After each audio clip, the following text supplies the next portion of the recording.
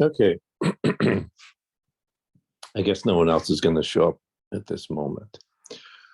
Okay, so for today's session, you will be getting up to 10 points extra credit.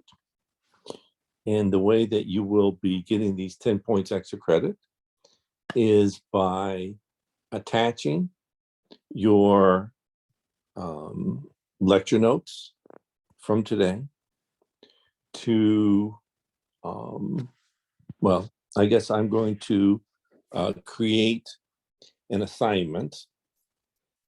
And even though it's not really an assignment, but it'll act as if it was an assignment. And I'll attach an assignment, and I guess it will be due 1 week from, on Friday of next week. So that's April 6th. So it'll be due on April 6th.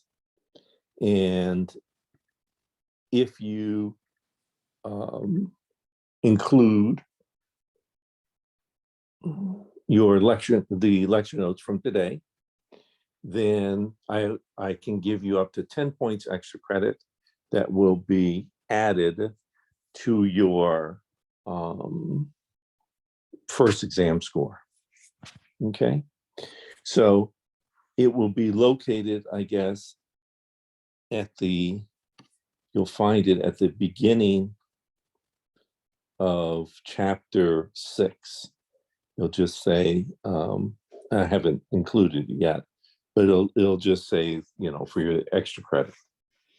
Okay, so any questions about that before we start? Any questions about anything before we start? How do you mean include the lecture notes? You know how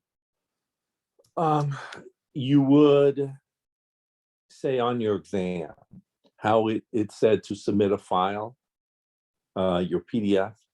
Okay. That's what you'll do. You'll submit your PDF. So it will just say to attach your PDF, and you just attach your PDF. You submit your PDF. Okay.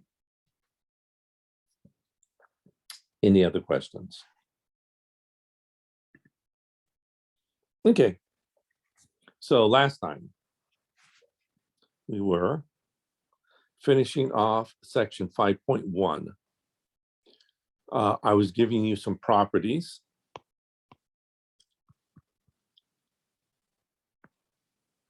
for discrete probability distributions. We showed that the expected value of a constant k is just the constant k. The expected value of a random variable x plus a constant k is just the expected value of that random variable x plus the constant k. The expected value of a random variable x minus a constant k is just the expected value of that random variable x minus the constant k. The expected value of a constant k times the random variable x is just k times the expected value of that random variable x. The expected value of a random variable x divided by k is just the expected value of the random variable x divided by that constant k, of course, so long as you're not divided by 0. The expected value of the sum of two random variables is just the sum of their expected values. The expected value of the sum, I equaling 1 to n, of the constant k sub I times the random variables x sub I is just the sum, I equaling 1 to n, of k sub I times the expected value of x sub I. The variance of a constant k is 0. The variance of a random variable x plus a constant k is just the variance of that random variable x. The variance of a random variable minus a constant is just the variance of that random variable. And so we want to show that the variance of x is the expected value of x squared minus expected value of x quantity squared. So this is one of the more important of our equations for this whole course.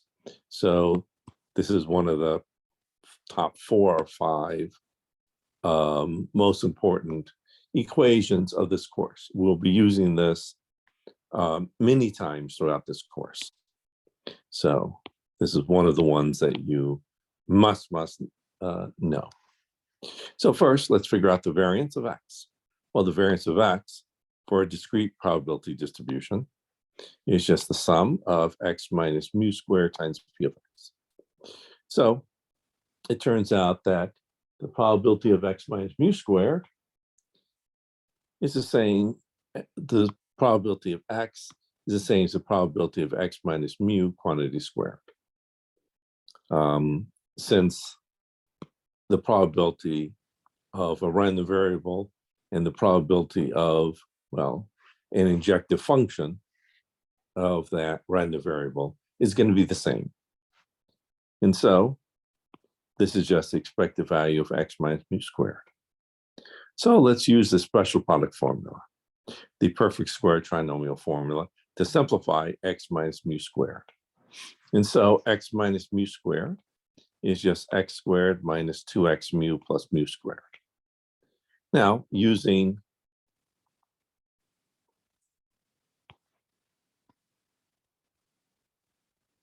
linearity, property number 7, linearity of the expected value, we have that the expected value of this is equal to the expected value of x squared minus the expected value of 2x mu plus the expected value of mu squared.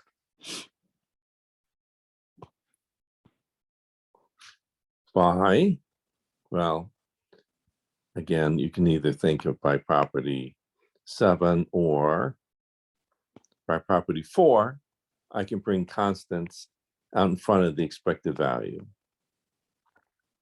And so I'll bring the constant 2 mu out in front of the expected value.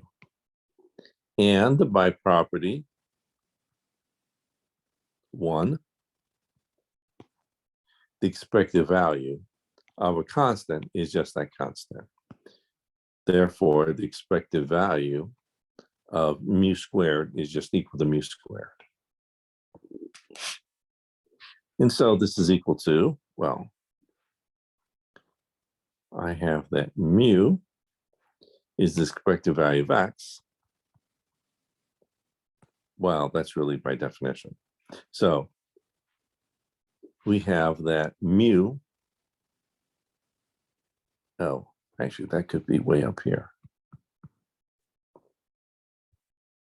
That mu is the expected value of x.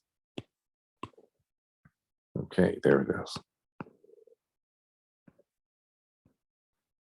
And so I'll replace mu here by the expected value of x. I'll replace this mu here by the expected value of x. Well, expected value of x times expected value of x is the expected value of x squared. So I have one of these expected value of x quantity squared minus 2 of the expected value of x quantity squared. And that gives me a -1 of these expected value of x quantity squared. And that's what I wanted to show. Next, the variance of x is the expected value of x minus, variance of x is the expected value of x times x minus 1 plus the expected value of x minus the expected value of x quantity squared. So let's try to simplify this. So the expected value of x times x minus 1 plus the expected value of x plus minus the expected value of x quantity squared is, well, let's multiply x inside the parentheses. So you get x squared minus x. Now, I have here by property 7 that the expected value of x squared minus x is the same as the expected value of x squared minus the expected value of x. But that cancels with the expected value of x. And so I just have the expected value of x squared minus the expected value of x quantity squared, which we showed was equal to the variance of x. And so we're done. Next, let's show that the variance of k times x is equal to k squared times the variance of x. And so the variance of kx is equal to, well, let's use property number 11, is equal to the expected value of kx quantity squared minus the expected value of kx, all quantity squared. So let's square each of these things inside the parentheses. So this is the expected value of k squared times x squared. Now the expected value of kx by property 2, by property 4, the expected value of kx is k times the expected value of x. And so the expected value of kx is just k times the expected value of x. So let's square each of these. So this is equal to k squared times the expected value of x squared. Similarly, the expected value of k squared x squared by, again, property 4. I can bring the constant out in front of the expected value. And so this is just equal to k squared times the expected value of x squared. But now I have a k squared in common, so I can factor out my k squared. And what remains is expected value of x squared minus expected value of x quantity squared. But this, by property 11, is equal to the variance of x. And so I have k squared times the variance of x, and that's what I wanted to show. Next, the variance of x over k is the variance of x divided by k squared, so long as you're not divided by 0. Again, this follows directly from property 12. Let's assume I did not show property 12. So let's look at the variance of x over k. Well, by property 11, the variance of x is the expected value of x squared times minus expected value of x quantity squared. And so the variance of x over k is expected value of x over k quantity squared minus expected value of x over k. And I'm going to take that whole quantity squared. Well, x over x divided by k squared is just x squared over k squared. The expected value of x over k by property 5 is expected value of x over k is just expected value of x divided by k. And so so the expected value of x over k is just expected value of x divided by k. Let's square the numerator and the denominator. So this expected value of x squared divided by k squared. We also have that the expected value of x squared over k squared by property 4, by property 5, I can just bring this out in front. Well, I can take this and just divide this whole expected value by this constant k. And so this is the same as the expected value of x squared divided by k squared. Now I have a k squared in common. And so let me write this over the common denominator. And my numerator is now the expected value of x squared minus the expected value of x quantity squared, which by property 11 is the variance of x. And that's what I wanted to show. 14.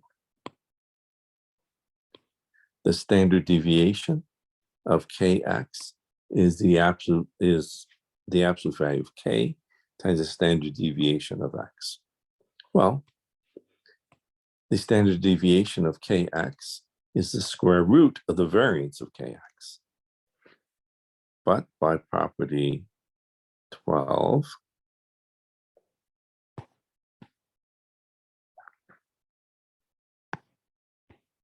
the variance of kx is k squared times the variance of x. The square root of k squared is the absolute value of k. The square root of the variance of x is the standard deviation of x. And that's what I wanted to show. Next, the standard deviation of x over k is the standard deviation of x divided by the absolute value of k, so long as you're not divided by 0. The standard deviation of x over k is the square root of the variance of x over k. But the variance of x over k is just the variance of x divided by k squared. The square root of the variance of x is the standard deviation of x. The square root of k squared is the absolute value of k. And that's what I wanted to show. Next, if x and y are independent, then the expected value of x times y is the expected value of x times the expected value of y. Since x and y are independent random variables, then the probability of x and y is just the probability of x times the probability of y. So thus we have the following. The expected value of xy is just the sum of xy times the probability of xy. But the probability of xy is just the probability of x times the probability of y, since x and y are independent. And so y here is constant in x. And so let's bring it out of the summation. So this is the sum over the sum of x, p of x. And I've brought out the constants out in front, y, p of y, and I'm taking the sum of that over y.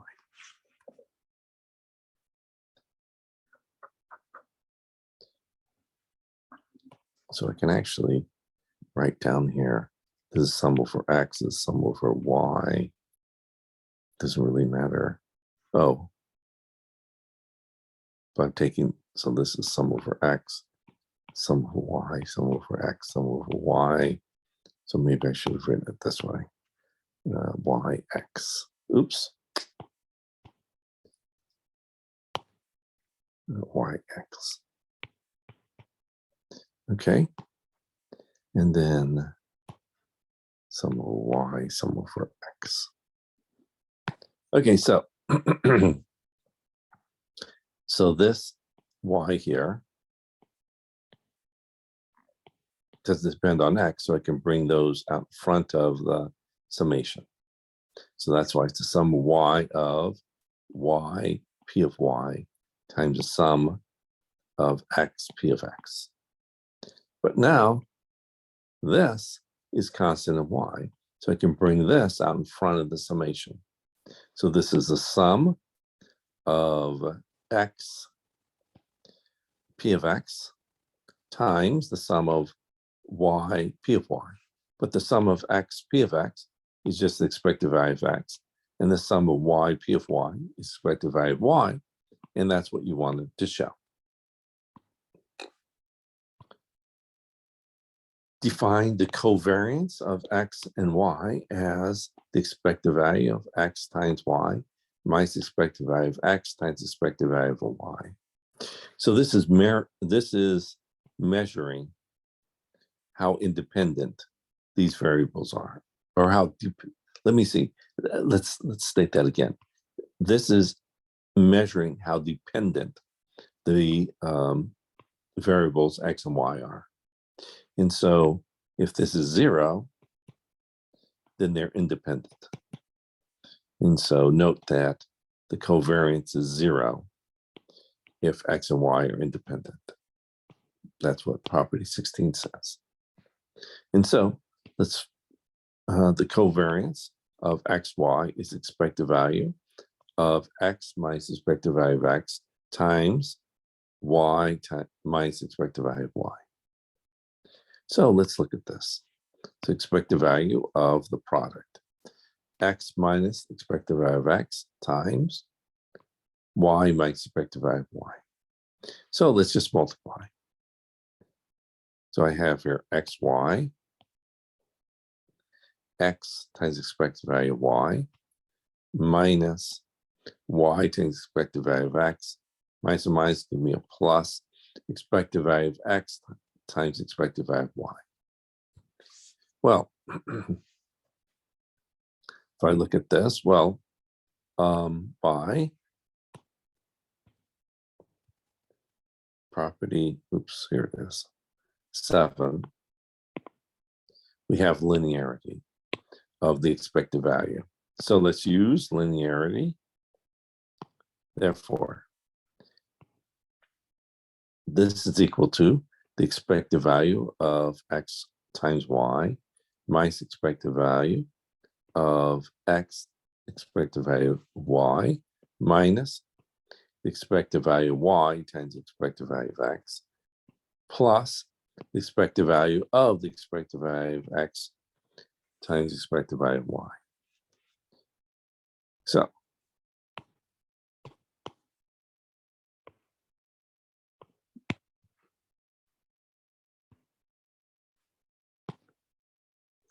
I have here that the expected value of Y is a constant. So this is just a constant. And by property 4, I can bring constants out in front of the expected value. So I'll bring this constant out in front. So let me bring the constant out in front.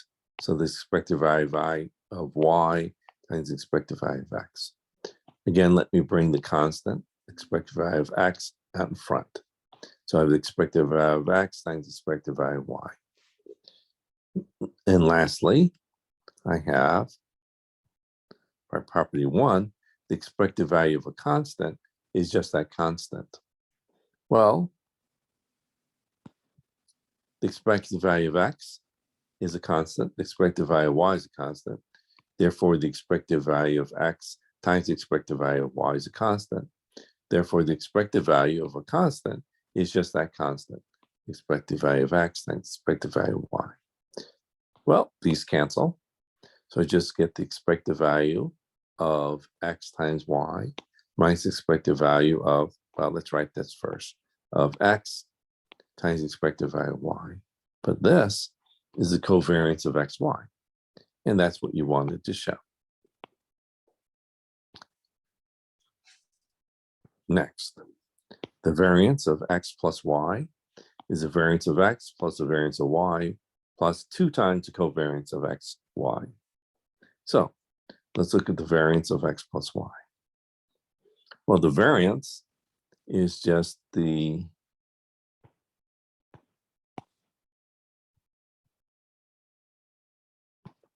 variance of a random variable is expected value of the square of that random variable minus expected value of that random variable, all quantities squared.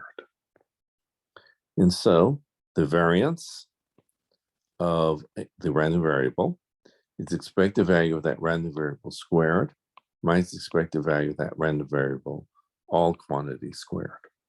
And so this is expected value of x plus y quantity squared minus expected value of x plus y all quantity squared. So let's look at x plus y and let's square it. So using the special product formula, the perfect square trinomial formula, we have that x plus y quantity squared is x squared plus 2xy plus y squared. And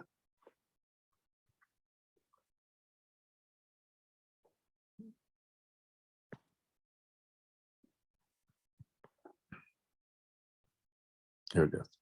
And by property 6, we have the expected value of x plus y is expected value of x plus expected value of y. So the expected value of x plus y is the expected value of x plus expected value of y. And so let's again use the special product formula, the perfect square trinomial. So this is just equal to the expected value of x quantity squared plus 2 times the expected value of x times the expected value of y plus the expected value of y quantity squared. Next, by linearity,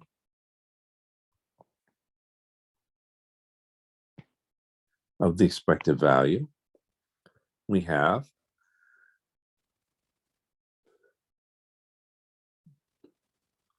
the expected value of x squared plus 2xy plus y squared is just the expected value of x squared plus 2 times expected value of xy plus the expected value of y squared.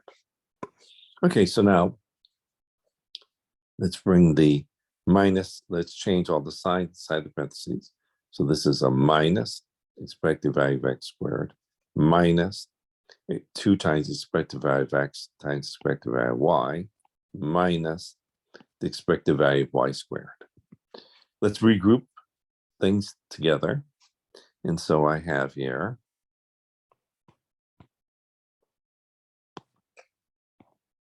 expected value of x squared minus expected value of x quantity squared. Let's group those together. Next, I have the expected value of y squared minus expected value of y quantity squared. Lastly, let me factor out a 2 here from each of the remaining terms. And what I have remaining is expected value of xy minus expected value of x times expected value of y. Well, by property 11, the variance of x, the expected value of x squared minus the expected value of x quantity squared is equal to variance of x.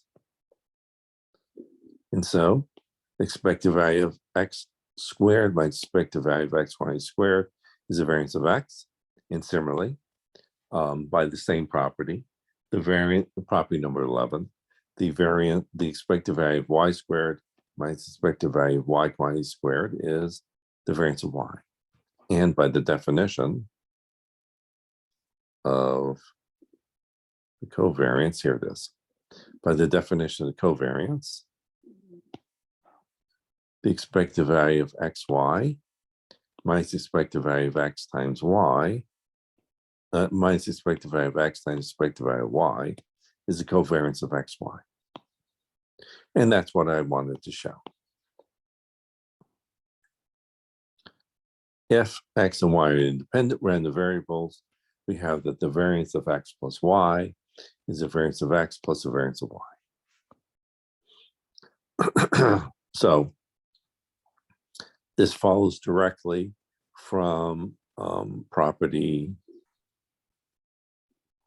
18, since the covariance of xy will be 0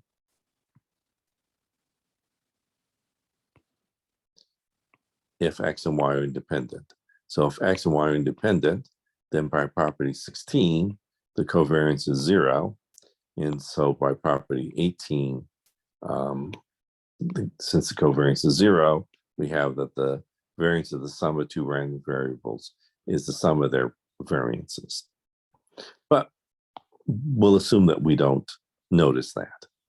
So let's try to prove this directly. The variance of x plus y is, well, again, I'm going to use property number 11, that the variance of a random variable is the expected value of that random variable squared minus the expected value of the random variable quantity squared. So the variance of x plus y is the expected value of x plus y squared minus the expected value of x plus y quantity squared. Well, let's use the special product formula, the perfect square trinomial formula. X plus y quantity squared is x squared plus 2xy plus y squared. The expected value of x plus y is, by property,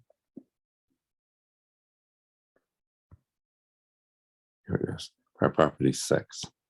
The expected value of x plus y is the expected value of x plus the expected value of y.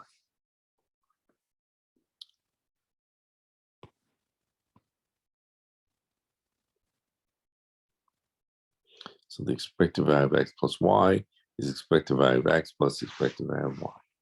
Now, by the perfect square trinomial formula, the special product formula, I have that this is equal to the expected value of x quantity squared plus 2 times expected value of x times expected value of y plus expected value of y squared.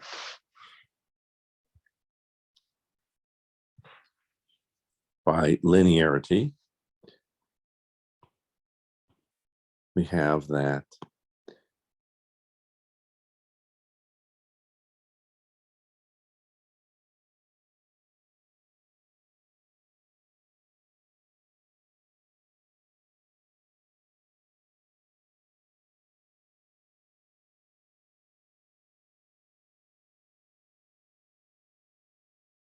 would then be equal. Then by property 18, we have that the variance of x plus y is the variance of x plus the variance of y. So it follows from those. But let's assume that we haven't shown that I didn't notice that.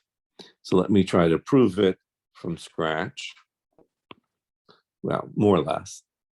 So the variance of x plus y is, by property 11, the variance of a random variable is just the expected value of that random variable squared minus the expected value of that random variable quantity squared. And so the variance of x plus y is just the expected value of x plus y squared minus the expected value of x plus y quantity squared. Okay, so let's simplify this. Well, the expected value of x plus y is, by property 6, the expected value of x plus the expected value of y. And so the expected value of x plus y is the expected value of x plus the expected value of y. Next, let's use the special product formula, the perfect square trinomial formula, to simplify x plus y quantity squared. It's just equal to x squared plus 2xy plus y squared. Next, let's use the special product formula, the perfect square trinomial formula, to simplify this. And so this is just the expected value of x squared minus plus 2 times expected value of x times expected value of y plus the expected value of y squared. Next, let's use linearity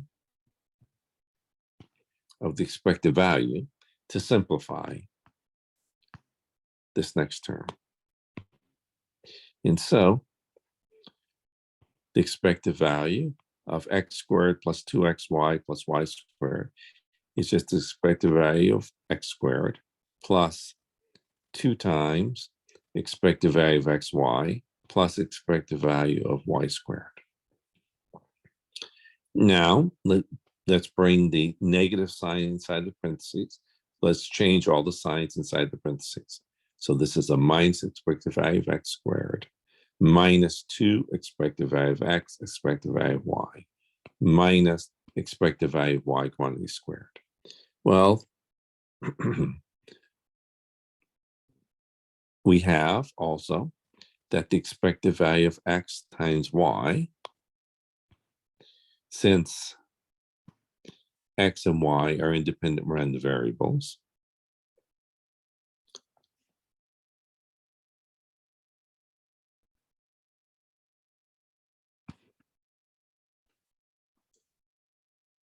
here it is. Since x and y are independent random variables, then the expected value of xy is equal to the expected value of x times the expected value of y. And so I'll replace the expected value of x times y by the expected value of x times the expected value of y. But then these cancel. And so I have the expected value of x squared minus the expected value of x quantity squared plus the expected value of y squared minus the expected value of y quantity squared. But by property 11,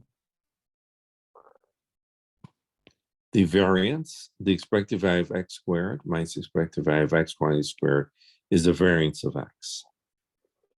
And so I have that the expected value of x squared minus the expected value of x quantity squared is variance of x. And similarly, the expected value of y squared minus the expected value of y quantity squared is a variance of y. And that's what you wanted to show. Next, the variance of x is equal to expected value of x minus expected value of x quantity squared. Well, we've actually used that in property 11. We already used that fact. Or we could actually see this. But let's try to do it more directly.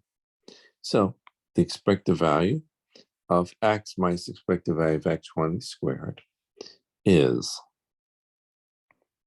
the expected value of, well, by the special product formula, the perfect square trinomial formula, I have that x minus expected value of x quantity squared is x squared minus 2 times x expected value of x plus the expected value of x quantity squared. By linearity of the expected value, so by linearity of the expected value, property number 7,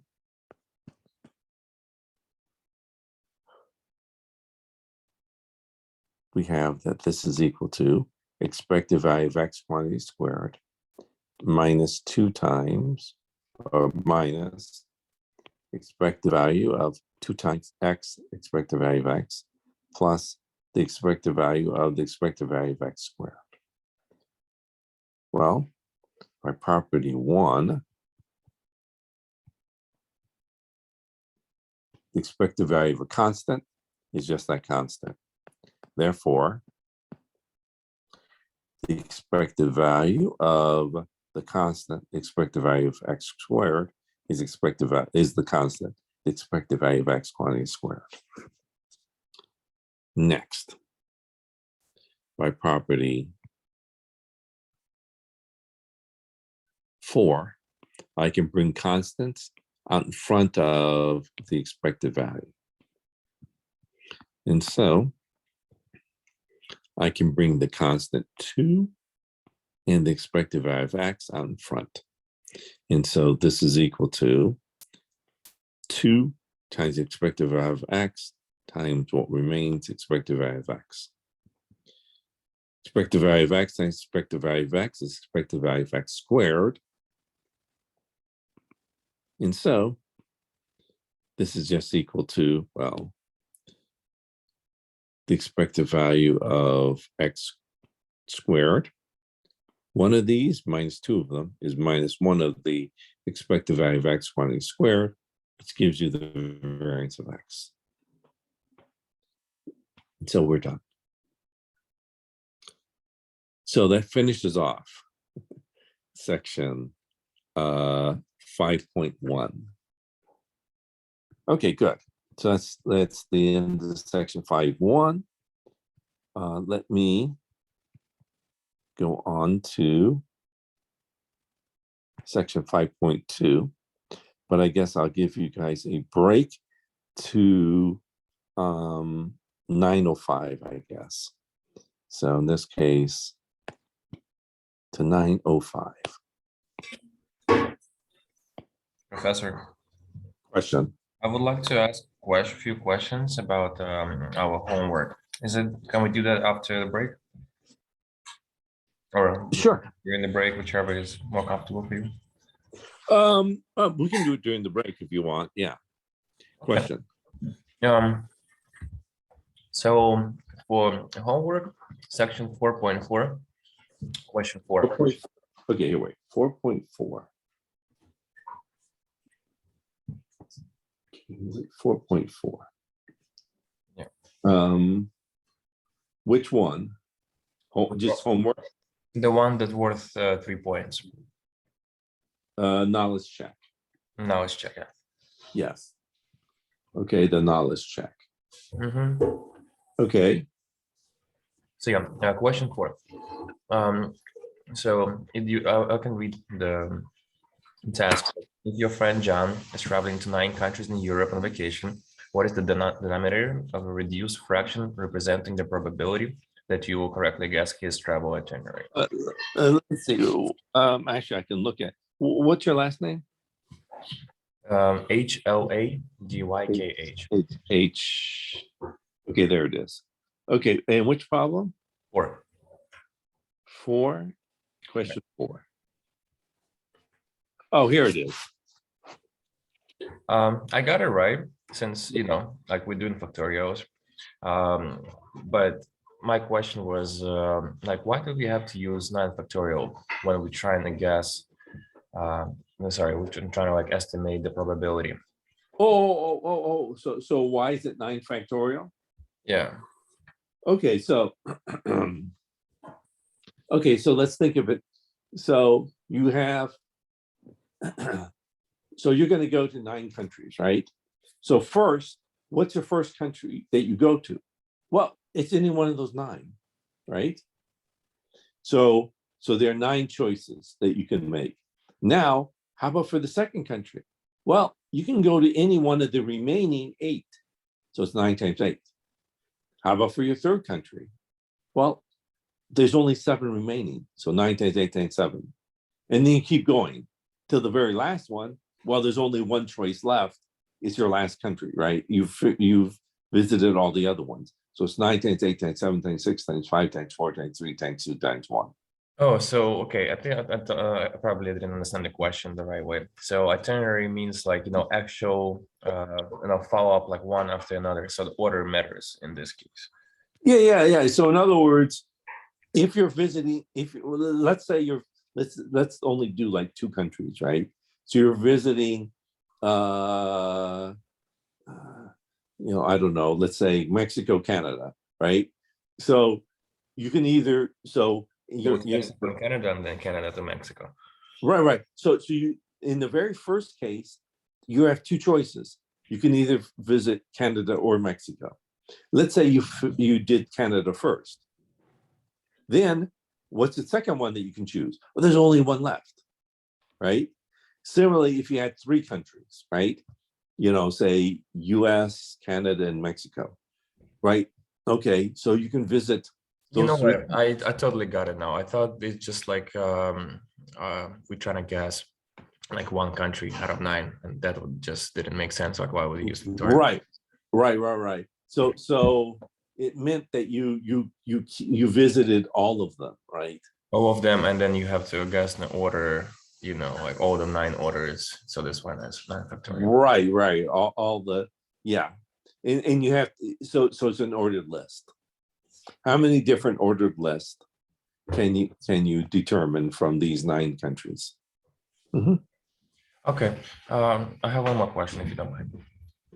Okay. For a dice roll, so Mhm. I guess that would be like 5.1. Fine. Like when we roll in the dice when playing craps. Mhm. When we count the probabilities of rolling the dice, so why when we, you know, set up those probabilities, when we have, let's say, red and blue dice, when there's 2 on a red and 1 on blue, and vice versa, when there's like 1 on red and 2 on blue, we count those as separate probabilities. But when there's, you know, equal numbers, let's say 1 on red, 1 on blue, we don't switch them around. Like we wouldn't say that there's like 1 on red, 1 on blue, 1 on blue, 1 on red. But when there is like different probabilities, like, you know, 1 on red, 2 on blue, 2 on red, 1 on blue, then we count that separately. Do you have a specific problem you're thinking of, or not? Well, pretty much, yeah, like 5.1 when we have to just count the P of X. Mm-hmm. Yeah, I'm just trying to get the idea, like from probability of drawing a 2. So Okay. so each dice would have like drawing a snake eye, right? Okay. So why the probability of drawing a snake eye is 1 over 36? Well. If you look, right. So when you roll a pair of dice, right, you look at their sum, and that's all you're looking at, right? How many different ways is there to get a sum of 2? Only one way. But not really though. Yeah. Like when we roll, how do we get a sum of 3? We roll at 2 dice, and then Yeah. one of them is going to Yeah. be 2 and 1, Yeah. and then another one's going to be 1 and 2. Right. That's correct. But Right. for, you know, rolling a sum of 2, like I get it. It's like they equal. So like, you know, 1 and 2, and 2 and 1. But, you know, the sum is still going to be 2. But if you roll in 1 and 1, like I get, you know, regardless of how you Right. So you should really, so that's the thing is that so what you're saying is, well, look, you roll a 1 and then you roll a 1, right? You know, whereas the other one you're not distinguishing the ones or whatever, right? Is what you're saying. Yes, that's true. Because you're only looking at the sum, right? And so what you should do is look at your ordered pairs. So think of this. So think of your sample space as ordered pairs. So a 2-1 is different than 1-2, but a 1-1 is the same as a 1-1, right? Mm-hmm. So there's only one of them. But a 1-2 is different than a 2-1, right? So I mean, if you look there, it makes total sense to me, but in the same time, it doesn't. So in other words, those are 2 members of your sample space, right? So these are 2 members of your sample space, whereas that's only 1 member in your sample space. This is not going to be any different, right? That's not a different member of your sample space. So there's only one of them. Okay? So you only count it as 1 because you're looking at an ordered pair. Okay? Yeah. So that's why. It's because one is distinguished from the other. Whereas in the other case, they are both the same. Okay. Okay. Is it okay if I'll ask one last question? Sure. from homework 4.3. 4.3. Homework 4.3. Homework 4.3. So the one that says homework, that's worth 10 points. Correct. Okay. And question 1. Question 1. Okay, yeah, let's see if I can. You start with H, you said, right? Okay. A sample of 4 different calculators, that one? Yes. Okay, a sample of 4 different calculators. 7 that are defective and 8 that have no defects. With replacement. Oh, okay.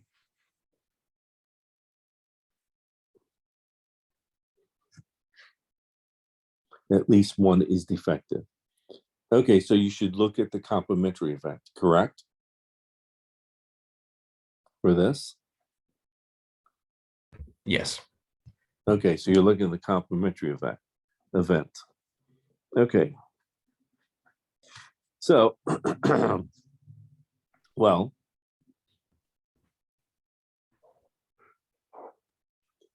what's the probability that none of them are defective? It's 8 out of 15. Okay.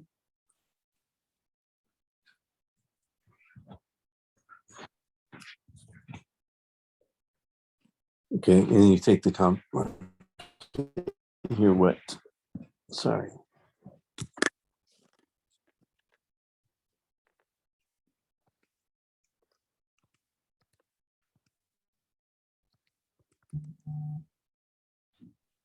Is that what you did?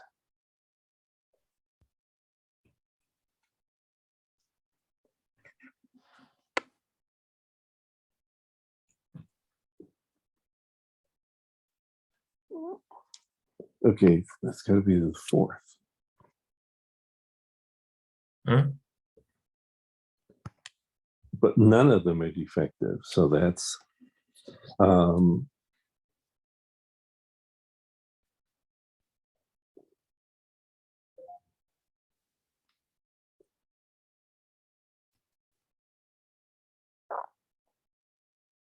okay, so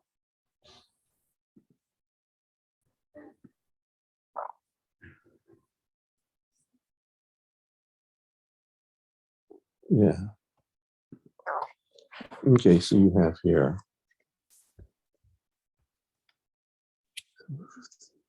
Sorry, oops. Okay, actually, we're 4 minutes late.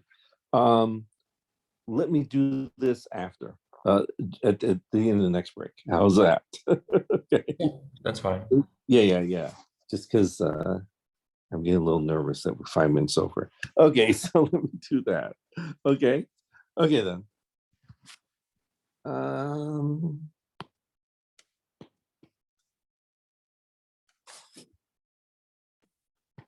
Section 5.2. So let me go on to section 5.2. The binomial probability distribution. Okay, so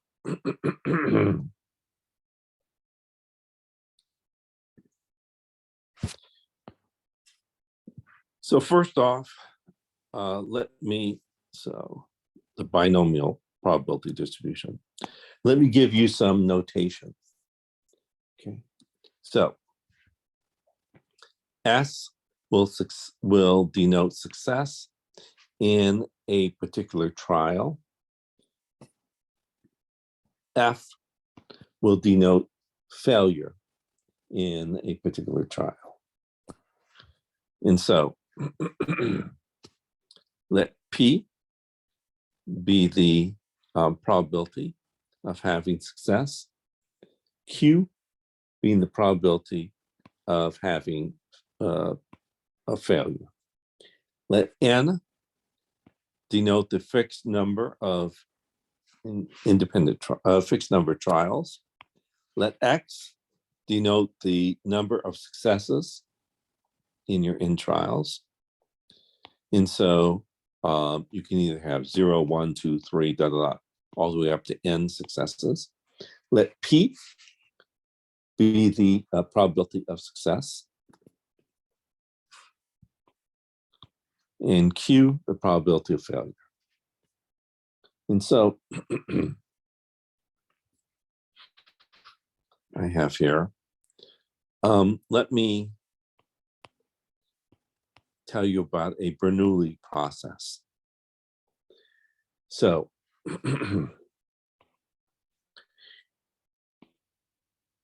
first, the outcome of a trial must result in a dichotomous classification of events. So there must be dichotomous two mutually exclusive disjoint categories that each trial must have its outcome. So each trial must have all outcomes classified into two mutually disjoint categories, and we'll call those success and failure. The trials must be independent, so the outcome of any individual trial does not affect the outcome of the other trials. The probabilities must remain constant for each trial, so the probability of success in any trial is denoted by P, and the probability of failure in any trial is denoted by the letter Q.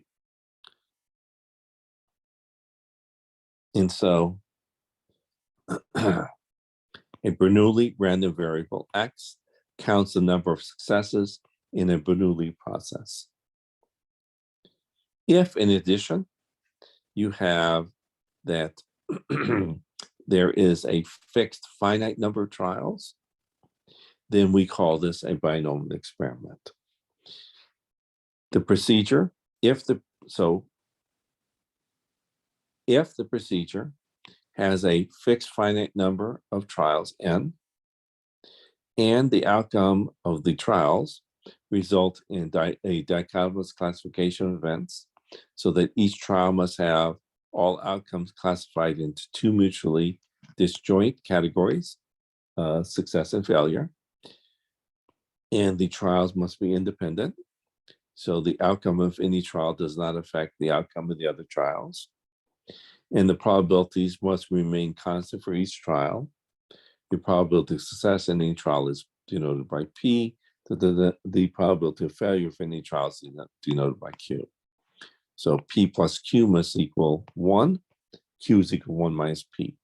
If these all occur, then we say that this is a binomial experiment. And so a Bernoulli process that has a fixed finite number of trials is called a binomial experiment. For a binomial random variable X, we count the number of successes in a binomial experiment. So we can think of this as, I don't know, you're flipping a coin, okay? And I don't know, let's say head is success.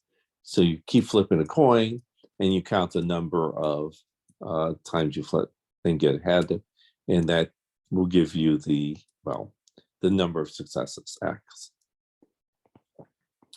So the binomial probability formula. The probability that we have R successes is equal to, well, I can use the binomial coefficient notation. So NCR, P to the R, Q to the N minus R. Or I can use the NCR notation, NCR, P to the R, Q to the N minus R. Or I can use the factorial notation, N factorial over R factorial, N minus R factorial, P to the R, Q to the N minus R. Or I can use the fact that Q is equal to 1 minus P. So N factorial over R factorial, N minus R factorial, P to the R, 1 minus P to the N minus R. Or again, I can use the fact that Q is equal to 1 minus P. So NCR, P to the R, 1 minus P to the N minus R, or again, I can use the fact that Q is equal to 1 minus P. So NCR, P to the R, 1 minus P to the N minus R. So this is the binomial probability formula. And I'll probably mostly use this notation. But, you should, but sometimes I use the other notations. So this is probably the one that I'm going to use most often. But, not necessarily. I might use any of the other ones. So what's the rationale for the binomial probability formula? So I have here that there are successes. So, you go and, first time is failure, success, success, success, failure, failure, failure. What are the probabilities of success and failure? Well, Q is a probability of failure, P is a probability of success. And we eventually have R successes. So I have R of these P's. So this is going to be P to the R. And the remaining are Q's. Well, if I have a total of N trials and R of these are P's, then how many Q's are there? Well, N minus R. And I have to multiply, they're independent, so I have to multiply them together. So it's Q to the N minus R. Now, it doesn't matter the order in which I write the successes. And so how many choices how many different ways can I write these? Well, there are N trials and there are successes. And so the number of different ways I can write these is NCR. Therefore, this is the formula to determine the probability. Any questions about that? Okay, so when an adult is randomly selected, there is a 0.85 probability that this person knows what Twitter is. Suppose we want to find the probability that exactly 3 of 5 randomly selected adults know of Twitter. Does this procedure result in a binomial distribution? So, do we have, 1, a fixed finite number of trials, of independent trials? The answer is yes. We have 5 trials. So that's a fixed finite number. Are they independent? Well, the fact that one person knows what Twitter is does not affect what this other randomly selected person, knows what Twitter is. Therefore, they're independent of each other. So I have a fixed finite number of trials. There are 5 trials which are independent. Next, well, are there 2 outcomes? The answer is yes. There are 2 outcomes. Either the person knows of Twitter or they don't. So each trial has 2 outcomes: that the randomly selected, that the randomly selected adult knows of Twitter, or that the randomly selected adult does not know of Twitter. So each trial has 2 outcomes. Next, do I have a fixed probability of success and failure? Yes. There's a 0.85 probability. So yes, I have a fixed probability. Matter of fact, they tell us what the fixed probability of success is. There is a fixed probability of success, 0.85, that the person knows of Twitter, and a fixed probability of failure, 0.15, that the person does not know of Twitter. So yes, this is a binomial distribution. Any questions about that? Okay. So we can either use the binomial probability formula or technology to calculate probabilities involving the binomial random variable. If you're using a TI-83/84, then to figure out the probability X is equal to some fixed value R, then you use binomial PDF. If it is an inequality less than or equal to R, use CDF. More or less the same for Excel. If it's equal, then you say false for cumulative. If it's less than or equal to, then you say true for cumulative. For mathematics, it's the same sort of thing. If X is equal to R, use PDF.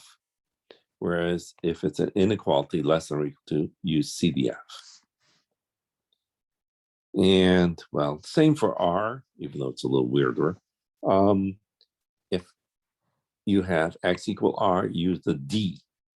And if X is less than or equal to R, use P. Okay, so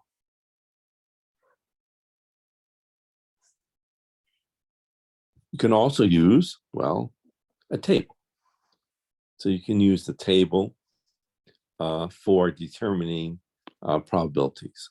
So if you happen to have number of trials that is relatively small, there will be a table. And if your probability of success is one of these nice numbers, 0.5, 0.05, 0.1, 0.2, 0.3, 0.4, 0.5, 0.6, 0.7, 0.8, 0.9, 0.95. If it's one of these numbers, then you can use the binomial table. So let's do an example. Given that there is a 0.85 probability that a given adult knows Twitter, use the binomial probability formula to find the probability of getting exactly 3 adults who know of Twitter when 5 adults are randomly selected. So in this case, I have a fixed finite number of trials, 5. Success is that the adult knows of Twitter. So I have a fixed finite number of independent trials. And success is that they know of Twitter. And I have a fixed probability of success for each trial, 0.85. And so Q here is, well, 0.15. So let's find the probability that exactly 3 adults know what Twitter is. So N5, CR3, P 0.85 to the R3, Q 0.15 to the, well, N minus R. 5 minus 3 is 2. And so I get 5C3, 10, 0.85 cubed, 0.614125, 0.15 squared, 0.0225. And so I get 0.13817,813. A coin is tossed 16 times. Find the probability of getting exactly 14 heads. So I have a fixed finite number of independent trials. Certainly, the fact that you got head or tail after you flip the coin will not affect if you get head or tail when you flip the coin yet again. And so I have a fixed finite number of independent trials, 16. So N is equal to 16. Success is head. So success in this case is head. When you flip a coin, you look and you see, oh, head. Okay, success. Or tail, no, failure. And so the probability of success is 1 out of 2. Let's determine the probability. I get exactly 14 heads. So I can use my binomial probability formula. So NCR, so 16, C14, P 1/2 to the R 14. Q, well, if there's a 1 out of 2 chance of success, there's a 1 out of 2 chance of failure. 16 minus 14 is 2. And so I get 16C14, same as 16C2. And so 8 times 15, 120. 1 over 2 to the 14. 16, 384, 1 over 2 squared, 4. And so you get 15 over 81, 92.001831055. Or I could use a table. So in this case, n is 16. So I look in the table until I find n equals 16. So there'll be a whole list of tables for your binomials, and one of them will say 16. Next, p is a half. So I look for 0.5. And I want 14. So I look at 14. So here's 14. Oh, that's too big. Okay, I look at 14. And I look at a half. Okay, there. And so I look at my table, and here it is. So I have R, or in this case it says X, is 14, and P is 0.5. So I get 0.002, which is, well, if you round the answer that I found using the binomial formula, binomial probability formula, I get 0.002. So yeah, it's the same thing. Any questions on how to use the table or the formula? Okay, so let's go to. Professor, I have a question. Yes. Do we have a chance to like use that, like the table on the exam? Are you gonna provide Yes. that? Okay. Yes, yes. Just like in exam 1, I gave you all the formulas for, that we go over. So any formula that you would use on the exam was listed. I similarly, well, from now on, I'll give you all tables that you will, that you need to use in addition to all the formulas. So I give you all tables and all formulas. So yes, I do give you the tables. Okay, thank you. Okay. Now, of course, some of them, they don't have tables for them, but, obviously I don't present them in class that there's no tables. But yes, for all the tables that are listed in, that we do in class, they'll be available to you to use during exams. Okay, so now let me switch over to use other technologies. And it turns out that the technologies that we'll be using, or the techniques that we're going to be using for these different technologies, are going to be very similar to what we're going to be doing for the rest of the course. So, with just very minor variations. Okay, so to find the binomial probability on the TI-84. So on the TI-84 or TI-83, it's the same thing. You go to second, and then see where it says vars, and right above it says distributions. So if you see this distributions here, you click on it, and then, well, actually it's at the very end. If you go to binomial, there it is, binomial. So we have a choice of binomial PDF, binomial CDF. So you will use PDF if there's an equal sign, CDF if it's less than or equal to. So when you have equal signs in your probabilities, use PDF. When you have inequality signs, use CDF. So in our case, we have an equal. So we'll use the equal. How many trials are there? Well, there's 16 trials. What's the probability of success? 1/2. How many successes did I want? 14. And so binomial PDF, 1/2, comma, I'm sorry, binomial PDF 16, comma, 1/2, comma, 14 gives you 0.001831057. Okay, let's go to Excel. And so let me do the binomial distribution. There it is. The number of successes is 14. The number of trials is 16. The probability of success is 1/2. And we do not want this to be cumulative. 0.001831005. Mathematica.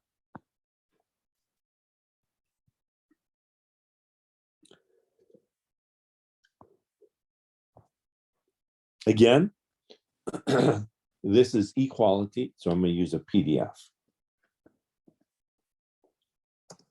It's a binomial distribution. And the number of trials is 16. The probability of success is 1/2. Let's do.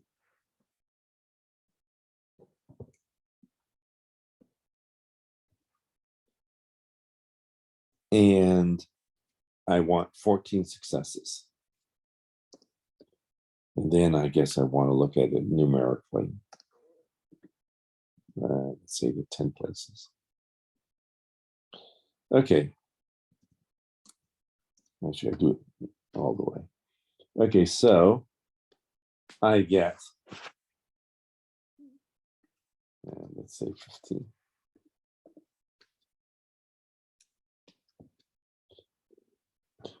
I get 15 over 8192. Actually, that's what we got when we use the formula. 0.0018310546875. Okay, let's use R. There's R. Okay, so D binomial. We have 14 successes. Our sample size is 16. Number of trials is 16, and probability of success is 1/2.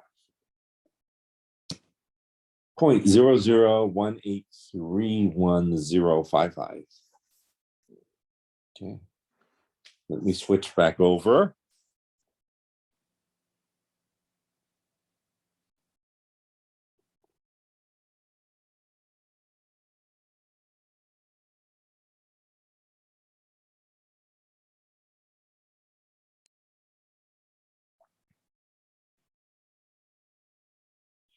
Okay. Let's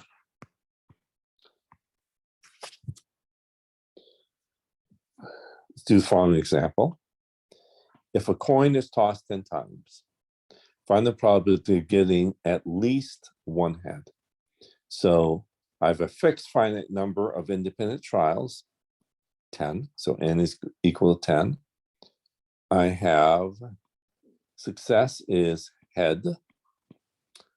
The probability of success in each trial is 1 out of 2. I want to get at least one head. So at least one. I want to find the probability that X is greater than or equal to 1. So let's use my binomial formula, my binomial probability formula. So I have 10C1, I have one success. Probability of success in each trial is 1/2 to the 1. Probability of failure, well, if you have a 1 out of 2 chance of success, you have a 1 out of 2 chance of failure. 10 minus 1 is 9. So you have 9 failures. I want 2 successes now. So 10C2, 1/2 to the power 2, 1/2 to the power 10 minus 2 is 8. Let's have 3 successes. So 10C3, 1/2 to the power 3. I have 3 successes. And times 1/2 to the power 10 minus 3 is 7. I have 7 failures. 10C4 times 1/2 to the 4. I have 4 failures. 1/2 to the 6. I have 6 failures. 10C5, 1/2 to the 5. And I have 5 failures also. So 1/2 to the 5. 10C6. I have 6 successes, so 1/2 to the 6. I have 4 failures, so 1/2 to the 4. 10C7, I have 7 successes, so 1/2 to 7. I have 3 failures, 1/2 to the 3rd. 10C8, 1/2 to the, again, I have 8 successes, so 1/2 to 8. 1/2 to the, again, I have 2 failures, so 1/2 squared. 10C1, so there are 9 successes, so 1/2 to 9, 1 failure, 1/2 to the 1. 10C10, there are 10 successes, so 1/2 to 10, and then no failure, so 1/2 to 0. And I add these all up. That's a lot of work. So I shouldn't do all this work. I should remember complementary events. So what is the complement of greater than or equal to, of at least, is, well, 1 minus probability X is less than 1. Well, there's only one number less than 1, one whole number less than 1, 0. So 1 minus the probability X is 0. And so 1 minus 10C0, 1/2 to the, well, there's no successes, 1/2 to the, they're all failures, to the 10. And so 1 minus, well, 10C0 is 1, 1/2 to 0 is 1, 1/2 to the 10 is 1/1024.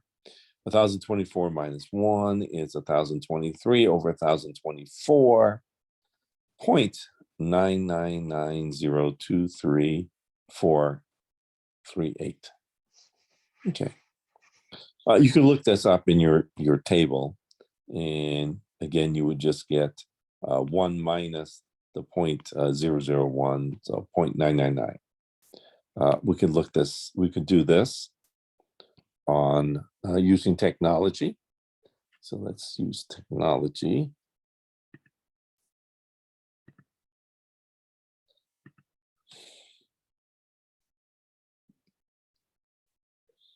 Okay, so I have to use the complementary event. So I have to do 1 minus, well, the complement of greater than or equal to. And so binomial. In this case, it really doesn't matter if I do PDF or CDF, because you get the same answer. I don't know, maybe I'll do CDF in this time. So number of trials is 10. Number of successes, I have no successes. I'm sorry, probability of success, sorry. Probability of success is 1/2. Number of successes, 0. And you get 0.9990234,375. Now, if I had done PDF, number of trials is 10. Probability of success, 1/2. Number of successes, 0. Notice you get the same answer. So this is the only time you'll get the same answer, because, well, the probability X is less than or equal to 0, and the probability X equals 0 is the same. So 0.9990234,375. Let's do Excel.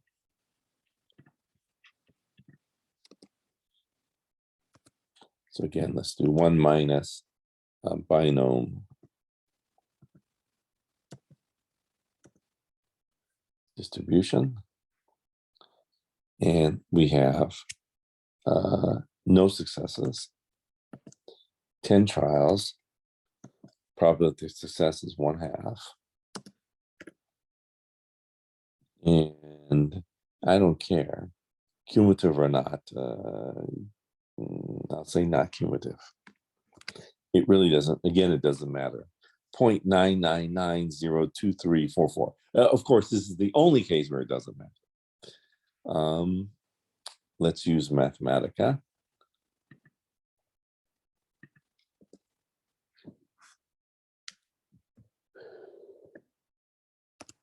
Again, I'm going to be using complementary event. I'll do the PDF. It doesn't matter if I do PDF or CDF, only in this case, binomial distribution with parameters 10. That's the number of trials. Probability of success is,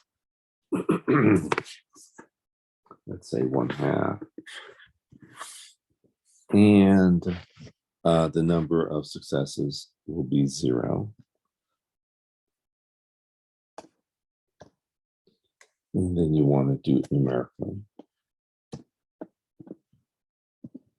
Let's say 10 places. So it's 1,024, 1,023 over 1,024, just like what we got when we did this by hand. It is 0.9990234375. Let's use R. So 1 minus D binomial. Number of trials, number of successes is 0. Number of trials is 10. Probability of success is 1/2. 0.9990234. Okay. Let me go back.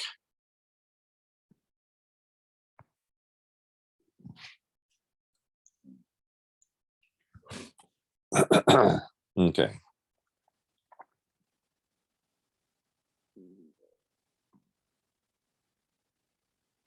Okay, good.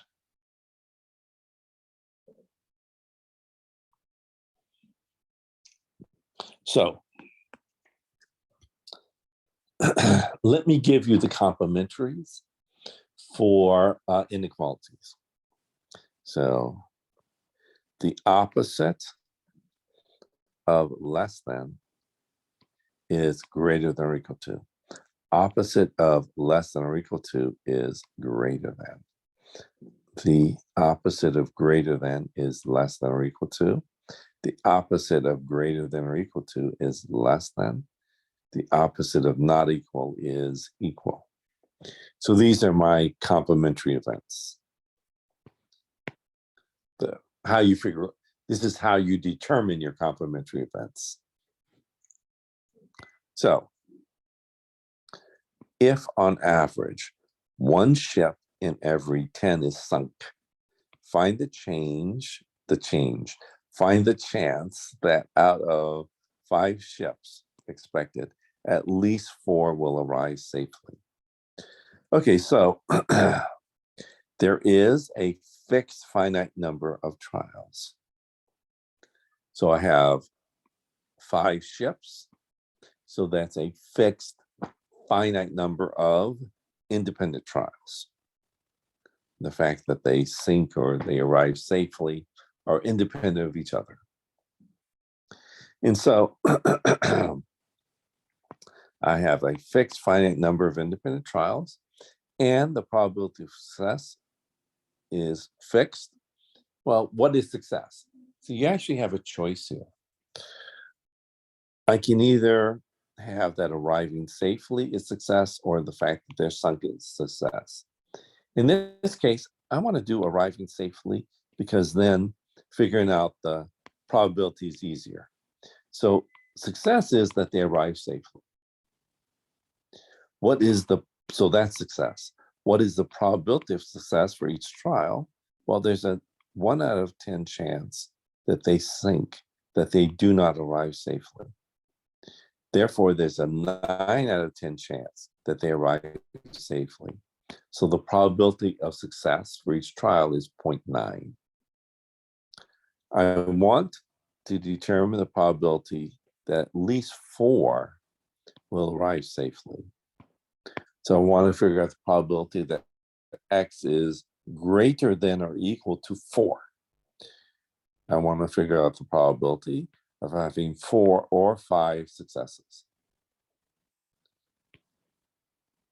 And so I have 5C4 times 0.9 to the 4 times, well, the complement, if you have 9% chance of success, you have a 10% chance of failure.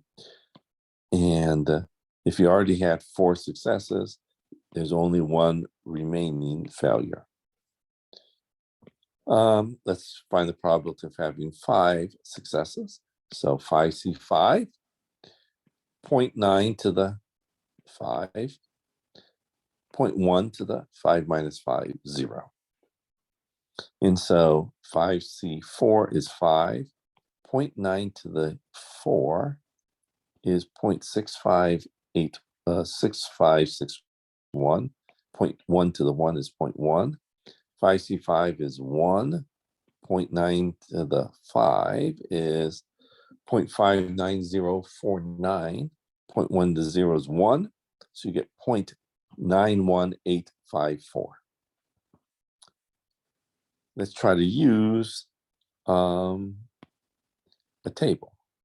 If I try to use a table, well, it's probably easier.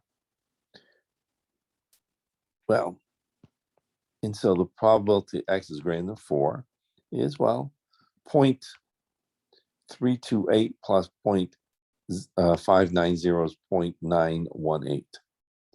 Now let's try to use technology. Well, to use technology, unfortunately, this is greater than or equal to all of my cumulatives. So this is an inequality. Therefore, I'm going to have to use a CDF. But unfortunately, for CDFs, they're always less than or equal to. So this is greater than or equal to, not less than or equal to. I want less than or equal to. Well, what's the complement of greater than or equal to? Less than. So it's 1 minus the probability that X is less than 4. Oh, but that's not less than or equal to. I need less than or equal to. I have less than. Well, what's a number less than 4? What's the next number smaller than 4? 3. So this is 1 minus the probability X is less than or equal to 3. Now I can use that to solve this. So I want to get rid of the first, for the results from 0 to 3 successes, get rid of those. That gives me 4 and above successes. Okay, so let's go over to let's use technology. And so let's use the TI 83/84. So in order to use the TI 83/84, I'm going to have to do the complementary event. So 1 minus binomial CDF. CDF because we're doing an inequality. So binomial CDF. Here it makes a difference. If you did PDF, you get the wrong answer. So you have to use CDF. The number of trials is 5. The probability of success is 0.9. The number of successes is what you want to get rid of the first, having 3 or less successes. And so you get 0.91854. let's do Excel.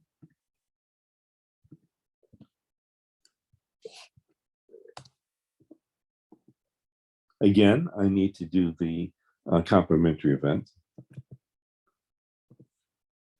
This is the binomial distribution. The number I want to get rid of everything less than the 3. Number of trials is 5. Probability of success is 0.9. And I do want this to be cumulative. 0.91854. Let's use Mathematica. So let's go and use Mathematica here. And so I have here 1 minus CDF for my binomial distribution with 5 trials and probability of success of 0.9. And I want I want to get rid of the first 3 successes. Okay. And let's do this numerically. Oh, so it is 45,927 over 50,000. It is 0.91854. Let's do R.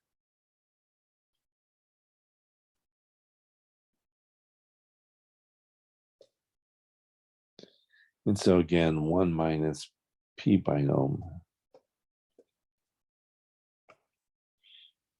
3, 5, 0.91854. Okay.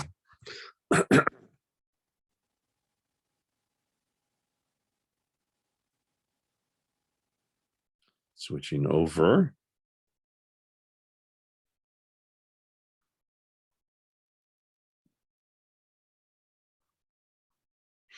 Okay, so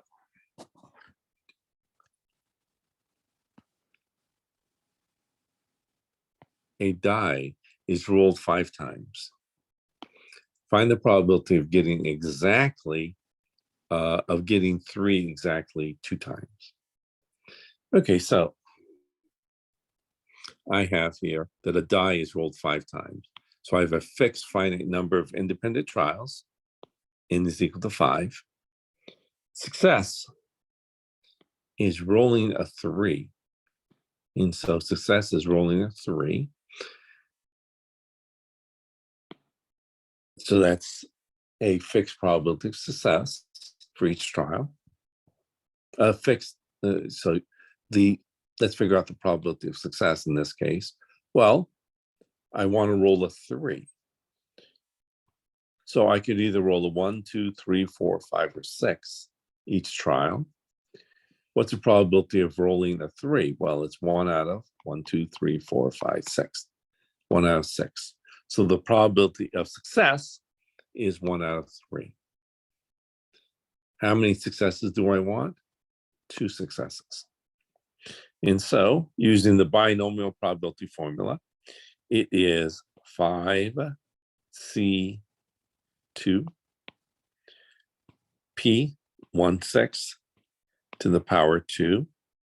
If I have a 1 out of 6 chance of success, I have a 5 out of 6 chance of failure to the power, while 5 minus 2 is 3. And so 5C2 is 10. 6 squared is 36. 5 cubed is 125. 6 cubed is 216. So I get 1250 over 7776. 0.160751024 288. Let me use my technology here. So let me switch over.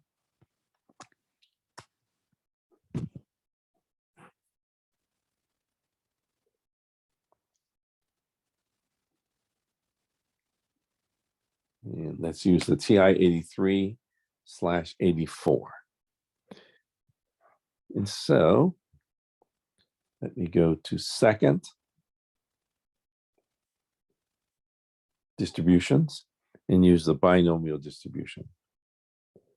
And we're going to do binomial PDF because it's an equal sign. Number of trials is 5. Probability of success is 1 out of 6. I want 2 successes. 0.1607510288. Excel.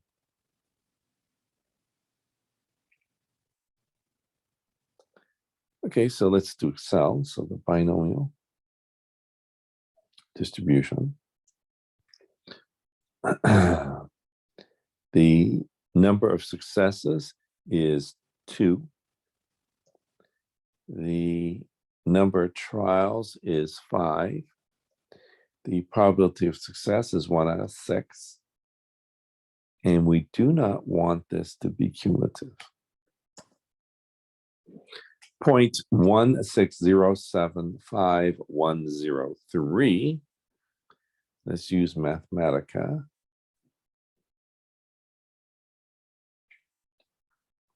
And so PDF for your binomial distribution.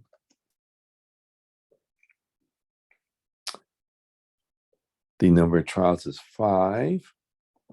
The probability of success is 1 out of 6. And you want 2 successes.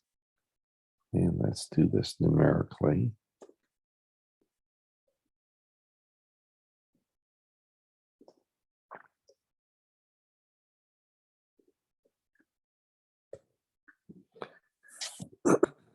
And so I get, now of course it reduced it, 625 over 3888, 0.16075,1028807. Okay, R.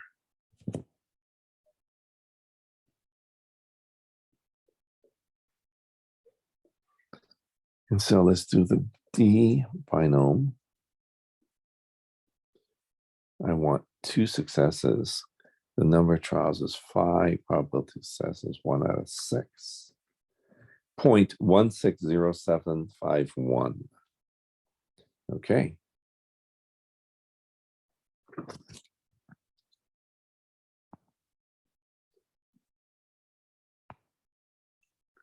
Let me switch.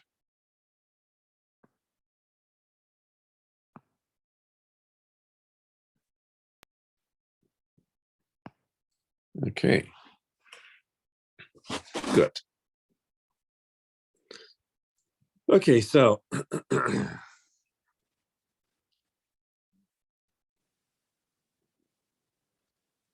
let me show the following. There, good.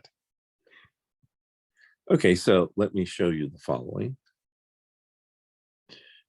Suppose I have a binomial random variable x. So x is equal to a binomial random variable denoted by the letter b within a fixed finite number of independent trials n and a fixed probability of success p for each trial.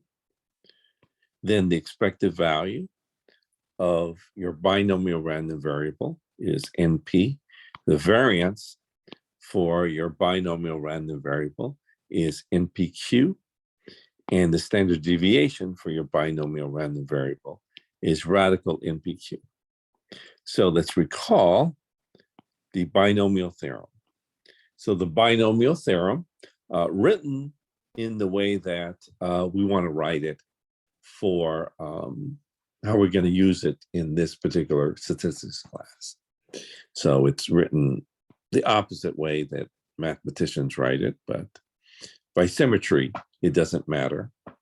It is p plus q to the n minus 1 is equal to the sum, r equaling 0 to n minus 1 of n minus 1 CR, p to the r, q to the n minus 1 minus r. We also have the binomial probability formula.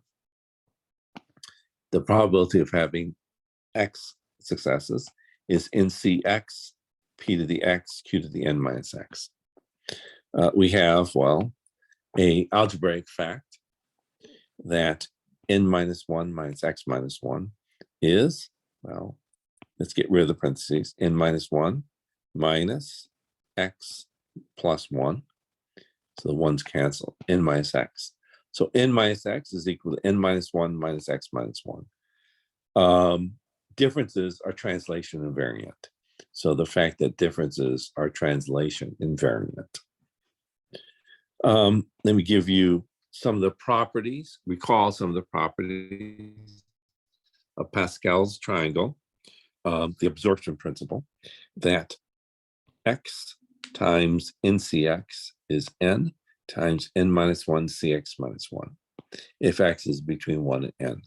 So let's try to show this first fact. Theorem 1.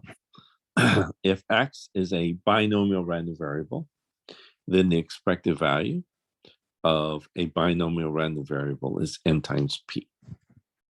Okay, so let's show that.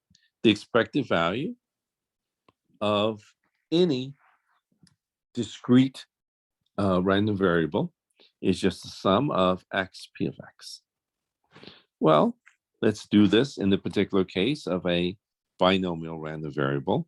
So in the particular case of a binomial random variable, we have that the probability of x is just NCX, p to the x, q to the n minus x. So I'll just substitute this p of x by this formula. And for some reason, I don't like capital letters, so I use lowercase x's. It doesn't really matter. So I'm just change this uppercase to a lowercase. It's a dummy, it'll be a dummy index anyway. So, and well, where am I going from? Well, let's see. I'm adding up all the number of successes. So from x equals 0 to x equal n. Okay, so, well, 0 times anything is 0. So when x is 0, I just get 0. So I can go from x equaling 1 to n, and I have that x NCX is equal to n minus 1 CX minus 1 by this absorption principle. So I'll just replace this by this fact. Next, let me bring an n and one of the p's out in front of the summation. These are constant, so I can bring them out in front of the summation. And let me write, instead of writing this in terms of the binomial coefficient, let me write it in the NCR notation. So this is n minus 1 CX minus 1. I brought out one of the p's, so this is p to the x minus 1. Let's write n minus x as n minus 1 minus x minus 1. Let r equal x minus 1. And so, oh, I guess I should have written it in terms of r. Oh, I did. Okay. And so I have here that I'm going to let r equal x minus 1. When x is equal to 1, r is equal to 0. When x is equal to n, r is equal to n minus 1. And so I'm going to just copy everything else down and replace x minus 1 by r. X minus 1 by r. x minus 1 by r. And then note that this is equal to, by the binomial theorem, p plus q to the n minus 1. But p plus q is equal to 1. And 1 to any power is 1. So this is just equal to np, and that's what I wanted to show. Okay, next. I have the binomial probability formula that p to the x is equal to ncx, p to the x, q to the n minus x. I have from theorem 1 that the expected value of a binomial random variable is np. And I have from the previous section, section 5.1, we showed one of the properties of the discrete probability of discrete random variables was that the variance of x is the expected value of x times x minus 1 plus the expected value of x minus the expected value of x quantity squared. And we have the binomial theorem that p plus q to the n minus 2 is the sum r equaling 0 to n minus 2 of n minus 2 cr, p to the r, q to the n minus 2 minus r. And we have the following algebraic facts that n minus 2 minus x minus 2, change all the signs, cancel out the 2's, is equal to n minus x. Therefore, n minus x is n minus 2 minus x minus 2. Again, differences are translation invariant. And x times x minus 1 is x squared minus x. So adding x to both sides of your equation, you get that x squared is x times x minus 1 plus x.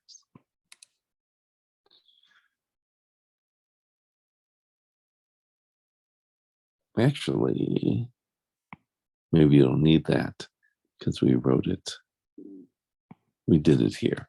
Actually, maybe you don't need that fact now. Okay, so we also have that by the properties of Pascal's triangle, we have the following absorption principle, that x times x minus 1 in cx is equal to n times n minus 1 times n minus 2 cx minus 2.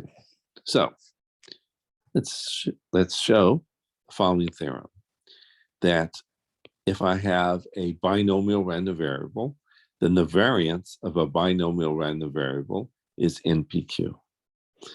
Well, the variance of x by the properties we had for the binomial, for discrete probability distributions, it's actually for any random variable. The variance of x is equal to the expected value of x times x minus 1 plus the expected value of x minus the expected value of x squared. Well, what's the expected value of x times x minus 1? It's just the sum of x times x minus 1 times probability of x. What's the expected value of x? Well, np. Expected value of x, np. What's the probability of x? ncx, p to the x, q to the n minus x. Square everything inside the parentheses, so n squared, p squared. So when x is 0, 0 times anything is 0. When x is 1, 1 minus 1 is 0 times anything is 0. So I can actually go from 2 to n. So the sum x equaling 2 to n of this. Well, but what is x minus 1, x times x minus 1 ncx? That's equal to, by the absorption principle, n times n minus 1, n minus 2 cx minus 2. Let me bring an n n minus 1 and a p squared out in front of the summation. And so let us write n minus x as n minus 2 minus x minus 2. Let r equal x minus 2. When x is equal to 2, r is equal to 0. When x is equal to n, r is equal to n minus x. Let's replace every x minus 2 by r. Every x minus 2 by r. But now, this, by the binomial theorem, is just p plus q to the n plus 2 power. N minus 2 power. Good, yeah, n minus 2 power. But p plus q is 1. 1 to any power is just 1. Let me multiply the np squares inside the parentheses. So it's the n squared p squared minus np squared. The n squared p squares cancel. And all you have remaining is np minus np squared. Let me factor out np. So this is just np times 1 minus p. But 1 minus p is q. So this is equal to npq, and that's what you wanted to show.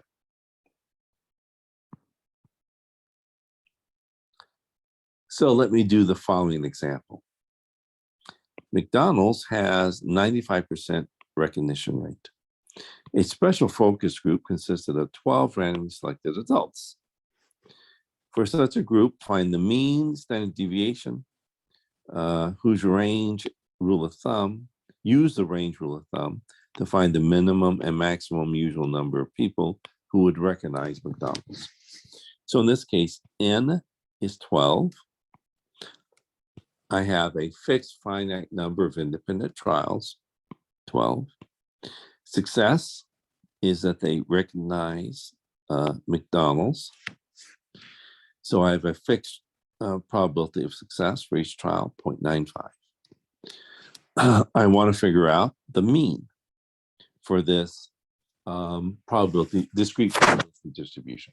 So if we did what we did in the previous section, well, to figure that out, well, we would write all the values down for x. So in this case, they go from 0 to 12. All the corresponding probabilities. I'm just going to read them off. So normally what you would have to do is for each of these random variables, each of these values for a random variable, you'd have to plug into the binomial formula and calculate each of these for each of these x's.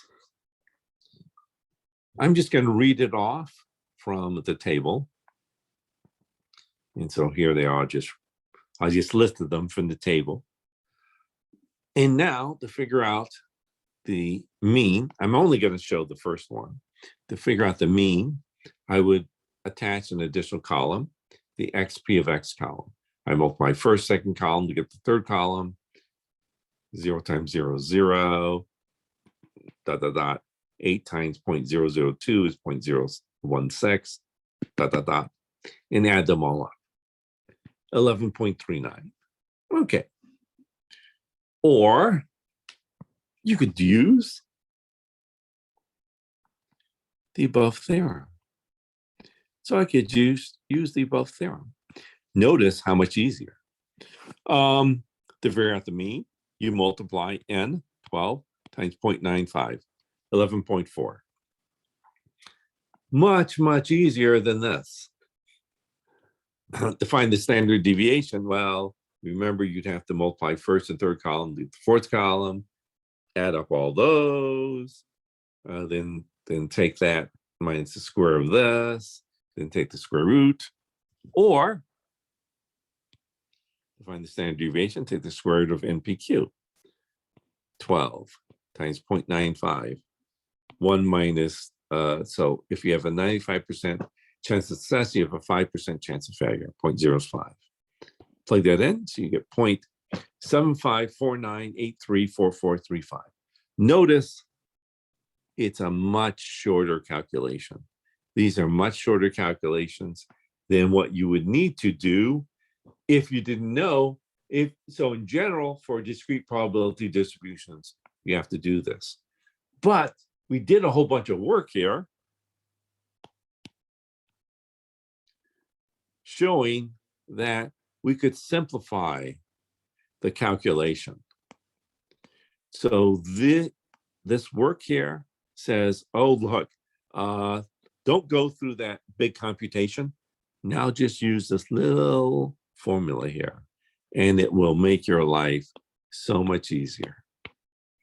So let's find the minimum usual value, mu minus 2 sigma, mu 11.4 minus 2 sigma, 2 times 0.7549834435. So you get 9.8900331129. The maximum usual number, mu plus 2 sigma. So 11.4 plus 2 times 0.07549834435. So 12.9099668871. Okay, good. Any questions about that? So notice that don't do this.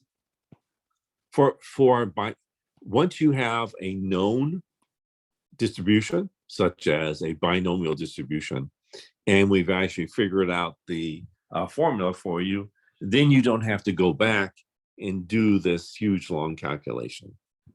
I can do a much smaller calculation. Okay. Note the following: the binomial distribution is symmetric when p is equal to 0.5. So let's see if I have the table here. So notice that if you look here, oops.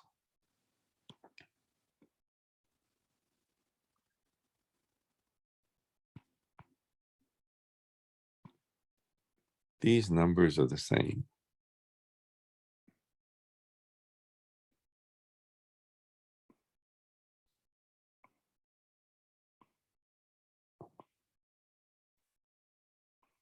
Oops. I meant these are the same. Voila.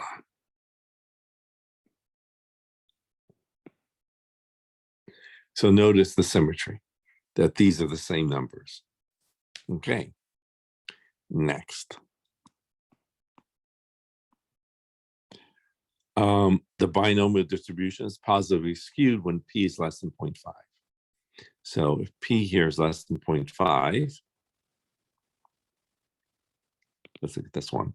Notice that there are a whole bunch of small numbers here. So this looks like, okay, so this is positively skewed.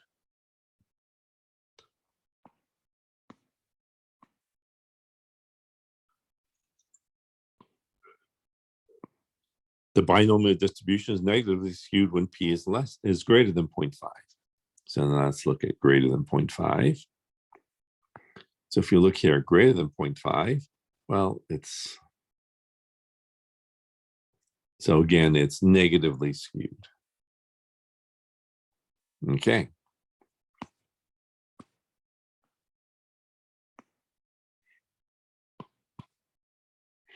So the binomial distribution is symmetric when p is 0.5. The binomial distribution is positively skewed when p is less than 0.5. The binomial distribution is negatively skewed when p is greater than 0.5. For large values of n, the skewness of the binomial distribution becomes less pronounced. The binomial distributions are positively symmetric when np and nq are greater than 5. So if you looked in the case where NP and NQ are greater than or equal to 5, and you actually looked at the distribution, it would look exactly symmetric. So it would look exactly symmetric to your eye. So to your eye, it would look symmetric. It's actually either positively or negatively skewed, positively skewed if p is less than 0.5, negatively skewed if p is greater than 5. It's only symmetric when p is 0.5. But the larger n is, the more the distribution will look symmetric. So to your eye, it would look symmetric if n was very large. Well, if both NP and NQ are very large. For large values of n, the binomial distribution tends to the normal distribution, a symmetric bell-shaped distribution. So if n is very large, not only will it be symmetric, it'll also look bell-shaped. Next, well, sigma squared is NPQ, but NP is mu. So we call that mu is NP. So sigma squared is just mu times q, but q is between 0 and 1. Therefore, mu times q is less than or equal to mu. So we have that the variance, sigma squared, is less than or equal to mu, the mean. So the variance for a binomial random variable, the variance is always less than or equal to the mean. Determine the shape of the following binomial distribution with the following parameters. N is 7, P is equal to 0.5. Well, if P is 0.5, I know that the distribution is symmetric. Determine the shape of the following binomial distribution with the following parameters. N is 8 and P is 0.3. Well, since P is less than 0.5, then the distribution is positively skewed. Determine the shape of the binomial distribution with the following parameters. N is equal to 500 and P is equal to 0.3. Well, P is 0.3, so I know it's positively skewed. But NP is 150. So if you could do 500 times 0.3, you get 150. That's certainly greater than or equal to 5. N times Q, 500 times 0.7 is 350, and that's again greater than or equal to 5. Therefore, even though it's positively skewed, these are big numbers here, it would look approximately symmetric. To your eye, if you looked at it, it would look exactly symmetric. So by eyeball, if you looked at the distribution, you would say, oh, that's a symmetric distribution. It looks perfectly symmetric. In reality, it's positively skewed, but that positive skewness is so slight that we don't even say it's skewed anymore. We say it's symmetric. It's approximately symmetric because it looks so symmetric.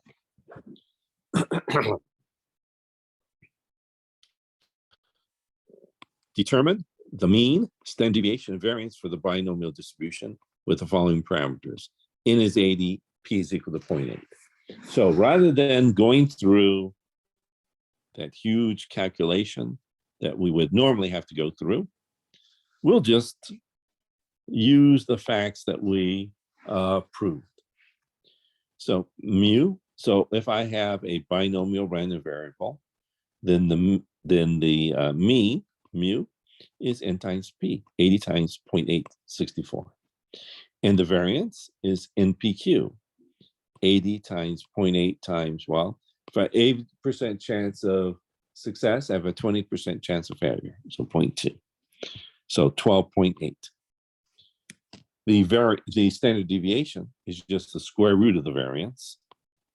So the square root of 12.8, 3.5777087764.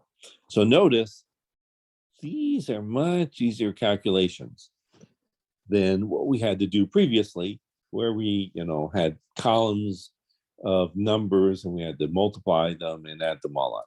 Not that it was that difficult, but this is certainly much easier. It is claimed that a particular flu shot is effective 60% of the time. If the shot is given to 20 persons, how many are expected to benefit from the shot? So we have a fixed finite number of independent trials, 20. Success is the fact that the flu shot is effective. The probability of success for each trial is 60%, 0.6. I want to find the expected value. And so the expected value, the mean, is just n times p, 20 times 0.612. So you expect 12 people to benefit from this shot. Please note that if you had read this when you were like in 3rd grade or 4th grade, you would have known how to do this problem, right? You have something that's effective 60% of the time, you have 20 people, how many do you expect to benefit? Well, 60% of 20 is 12.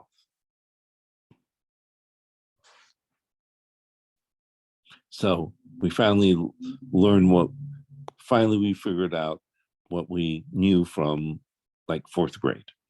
Okay, so in a binomial distribution consisting of 5 independent trials, probabilities of 1 and 2 successes are 0.4096 and 0.0248 respectively. Find the parameter p of the distribution. Also find the standard deviation of the distribution. Okay, so we have 5 independent trials. So I have a fixed finite number of trials, 5. Q, well, I don't know what p is, but q is 1 minus p.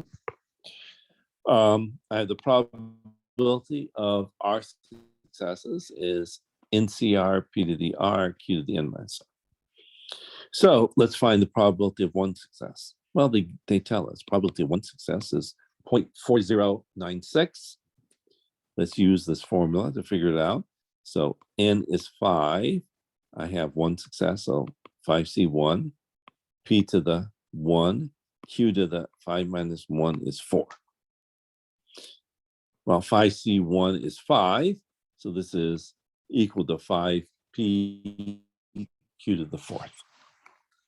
Next, probability of 2 successes. Well, they tell us 0.2048. Again, using the binomial probability formula, I get 5c2 p squared times q to the 5 minus 2, 3. 5c2 is 10, and so we have a 10 p squared q to the 3rd. So I have that 5p q to the 4th is 0.4096, and 10p squared q to the 3rd is 0.2048. So these ratios are equal. I can cancel. Well, let's see. 0.4096 divided by 0.2048 is equal to 2. 10 divided by 5 is 2. P squared divided by p is p. Q to the 4th divided by q is q. Cross multiply. And so I have 4p equals q. But q is 1 minus p. And so adding p to both sides of my equation, I have that 5p is equal to 1. Therefore, p is equal to 1/5, 0.2. Good. So I found p. Let's find the standard deviation. Sigma is equal to radical NPQ. Well, n is 5, p is 0.2. If I have a 20% chance of success, I have 80% chance of failure. And so the square root of 0.8 is 0.894427191. Any questions about that? Professor, can you stay there for just a minute? I'm trying to copy that. Yes. Thank you. Do not hesitate to tell me to slow down at any moment.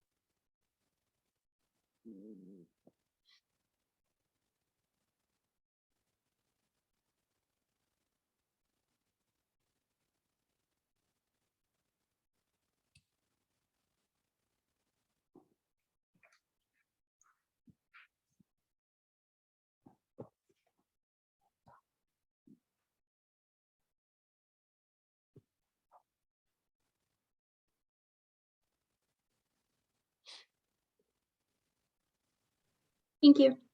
Okay. So I'm going to show you an alternative way to prove those two theorems above, which is a little bit more sophisticated, using some of the facts that we had from section 5.1. But it's algebraically much simpler. So it'll be a shorter, simpler proof. Okay, so suppose X is a binomial random variable.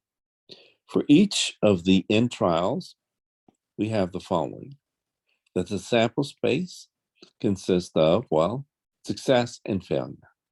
So I'll denote S for success and failure by F.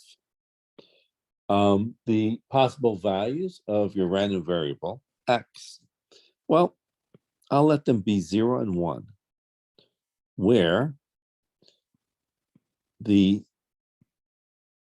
if I have success, then I'll let my random variable have a value of 1.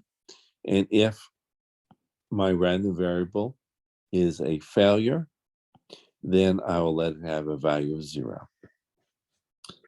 I will denote the fact that the probability of success, the probability that X is equal to 1, will be, I'll denote that by P, and the probability of failure, the probability X is 0, I'll denote that by Q. Then, let me try to show the following theorem. The expected value of a binomial random variable is NP. So for each trial, we have the following. The expected value of X is the sum of X, P of X. Well, there are only 2 members of your sample space, so it's pretty easy for each particular trial. So let's do that. So I have either X is equal to 0 for failure, or X is equal to 1 for success. So I have 0 times the probability X is 0, and 1 times the probability X is 1. Well, probability X is 0 is denoted by Q. Probability X is 1 is denoted by P. Well, 0 times Q is 0, 1 times P is P, so 0 plus P is P. So for each trial, the expected value of your random variable is P. So now suppose X is a binomial random variable. So then the expected value of X is the sum of the expected value of X is the expected value of the sum of X, which by linearity of the expected value is the sum of the expected value of X. But the expected value of X for each trial is equal to P. So I'm adding up P n times, so that's equal to NP. And that's what I wanted to show. So certainly this is easier than the proof I had above. A little bit more sophisticated, but at least computationally much more simple. Next, the variance. Let's prove the following theorem. The variance for a binomial random variable is NPQ. So again, for each trial, we have that the expected value of X is P. We showed that right here. Let's figure out the expected value of X squared. Well, that's the sum of X squared P of X. But again, if X is only equal to 0 or 1, then X squared is only equal to 0 or 1. And so I have 0 squared times the probability of 0, which is Q. 1 squared times the probability of 1. Well, probability of 1 is P. 0 plus P is P. And so the variance of X is the expected value of X squared, P, minus the expected value of X, P, quantity squared. Let's factor out a P. So you have P times 1 minus P, but 1 minus P is Q. So now, since each of the trials of each of these n trials are independent, then for X being a binomial random variable, we have that the variance of X is the variance of the sum of X, which is equal to, and actually I didn't show this, which is equal to the sum of the variance of X. And so that's equal to, well, the variance of X for each trial is PQ. So it's the sum of PQ, but this is a constant. And so the sum of PQ added up n times is NPQ. Okay, so actually I should show this. So this is property whatever. Actually, maybe, let's see, 5.1. Let's call this property 21. Property 21 then. Let's do property 21.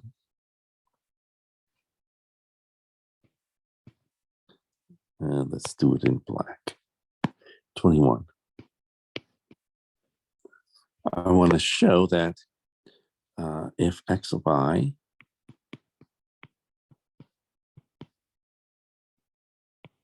are independent random variables,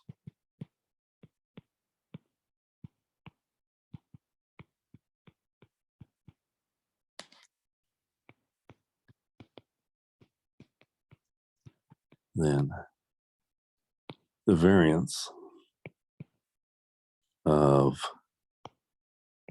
the sum I equal 1 to n of X of I is equal to sum of the variance of X of I for I equaling 1 to n.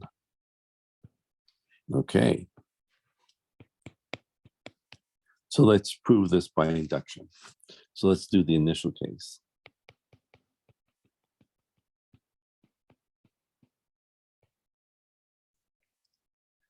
So the sum I equaling 1 to 1 is just the variance of X of 1, which is the same as the sum I equaling 1 to 1 of the variance of X of I. So the initial case holds. Let's do the induction case.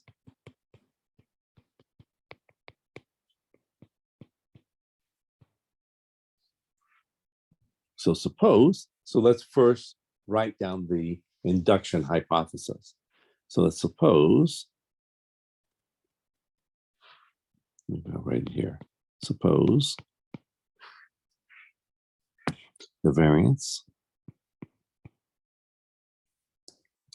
sum I equaling 1, maybe I'll say capital N of X of I is equal to the sum I equaling 1 to capital N of the variance of X of I. Then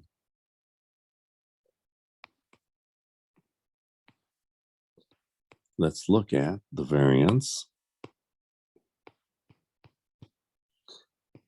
sum I equaling 1 to n plus 1 X of I. That's equal to the variance of the sum I equaling 1 to n of X of I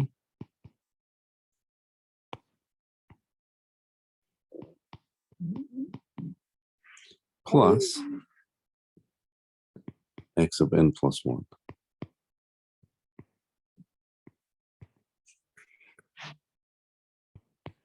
Well, by, property 19. If X and Y are independent random variables, then the variance of X plus Y is the variance of X plus the variance of Y. Since the X of I are independent random variables, then the sum of Xi and X of n plus 1 are independent random variables. Therefore, this is equal to, I guess I'll have to skip the line. I don't have quite enough room here, is equal to the variance. Oops. The variance of the sum I equaling 1 to n, X of I, plus the variance X of n plus 1. By the induction hypothesis, I have that this is equal to the sum I equaling 1 to n of the variance of X of I plus this last variance of X of n plus 1. But by, but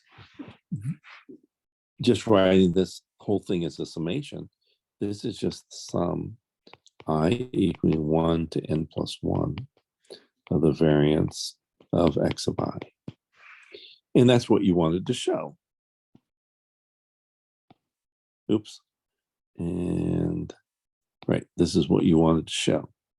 Therefore, by the principle of mathematical induction, so therefore, not only does the initial case hold, but also induction case holds. So the induction case holds.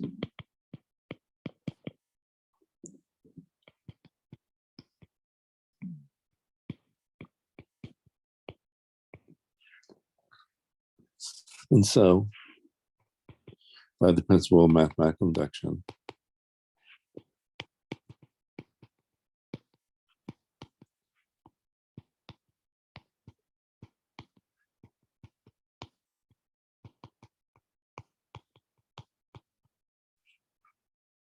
the sum, the variance, sum I equal 1 to n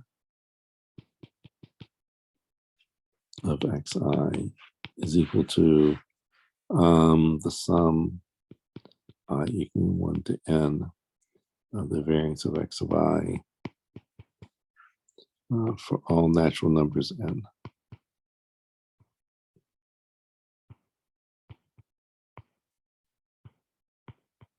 And that's what I wanted to show. Okay. So I guess I needed, it was implied, but I guess I needed a short little proof to actually show that in order to show that last shorter piece. And it was shorter only because, well, we did a lot of other proofs previous to make it shorter. Okay, so let me give you guys, let's see, it's 46, so 10:55. So I'll give you guys to 10:55. I'll leave this, I guess, at this portion in case people are still copying. Unfortunately, I guess you have to read my handwriting. so probably have to translate what I've sort of written. So I'll be back at 10:55.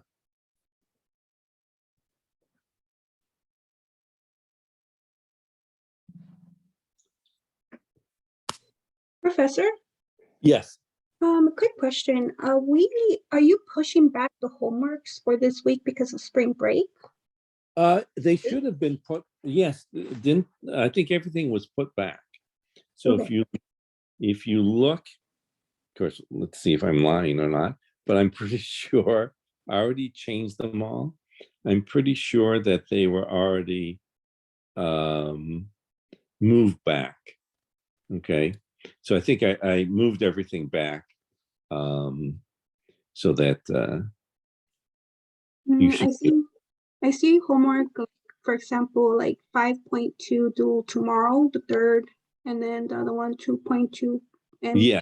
5. Yeah. So I moved them all back, and then so that you can do them. So we're going to be covering all those today. So you'll be able to complete all those, during spring break and all that. Okay. So we still have homework during spring break. Yeah. Now, of course, I'll see people next week and see if they want to move it back up or whatever. But we'll see. Okay. So for right now, those are the due dates. Okay. Okay. So if we have to do homework during spring break? Yes. Yeah. Now, of course, when I see people back next week, I'll see if people want me to move it back or not. Okay. Can you move it? If we don't Yes. homework. Yeah. Well, I'll do it. Wait till next week, because if I don't, everyone will wait, and then they'll all be piled up. So let's keep it at that date, and then I'll move them up next week. Okay. Okay. It's psychological. Okay. So just to double check that we don't have to do this homework during spring break, right? Right. So what I'll do is next week I'll move them up, but for right now, otherwise what you're going to notice is that, oh no, I've got 15 of them due one day. So then it seems like they're all due at the same time because they all pile up together. Okay.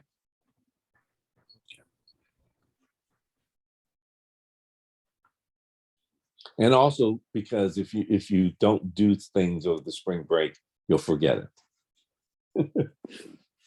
So.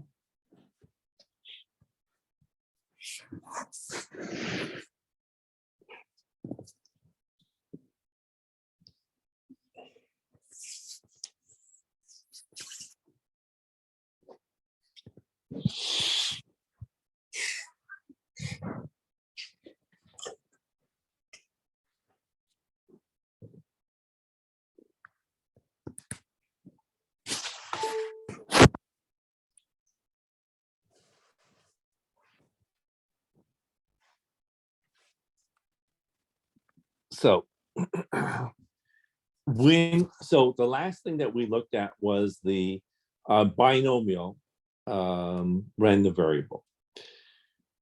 We had for a binomial experiment a fixed finite number of independent trials where we had 2 outcomes for each trial, 2 possible outcomes for each trial, and a fixed probability of success for every trial. Now what I'm going to do is I'm going to loosen up each of those restrictions one by one and see what happens.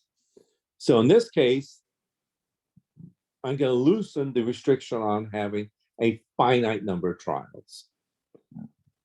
And so it turns out if you loosen that restriction, instead of having a fixed number of trials, we a finite number of trials. If we have an infinite number of trials, then it turns out that we'll get something called a Poisson distribution. And so a Poisson distribution is a discrete probability distribution that applies to occurrences of some event over a specified interval. The random variable X is the number of occurrences of that event in an interval. The interval can be time, distance, area, volume, or some other similar unit.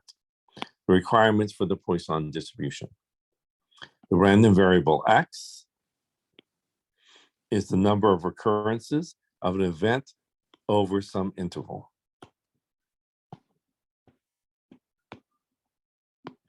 That's just for me, let's see. The occurrences must be random. The occurrences must be independent of each other. Occurrences must be uniformly distributed over the interval being used.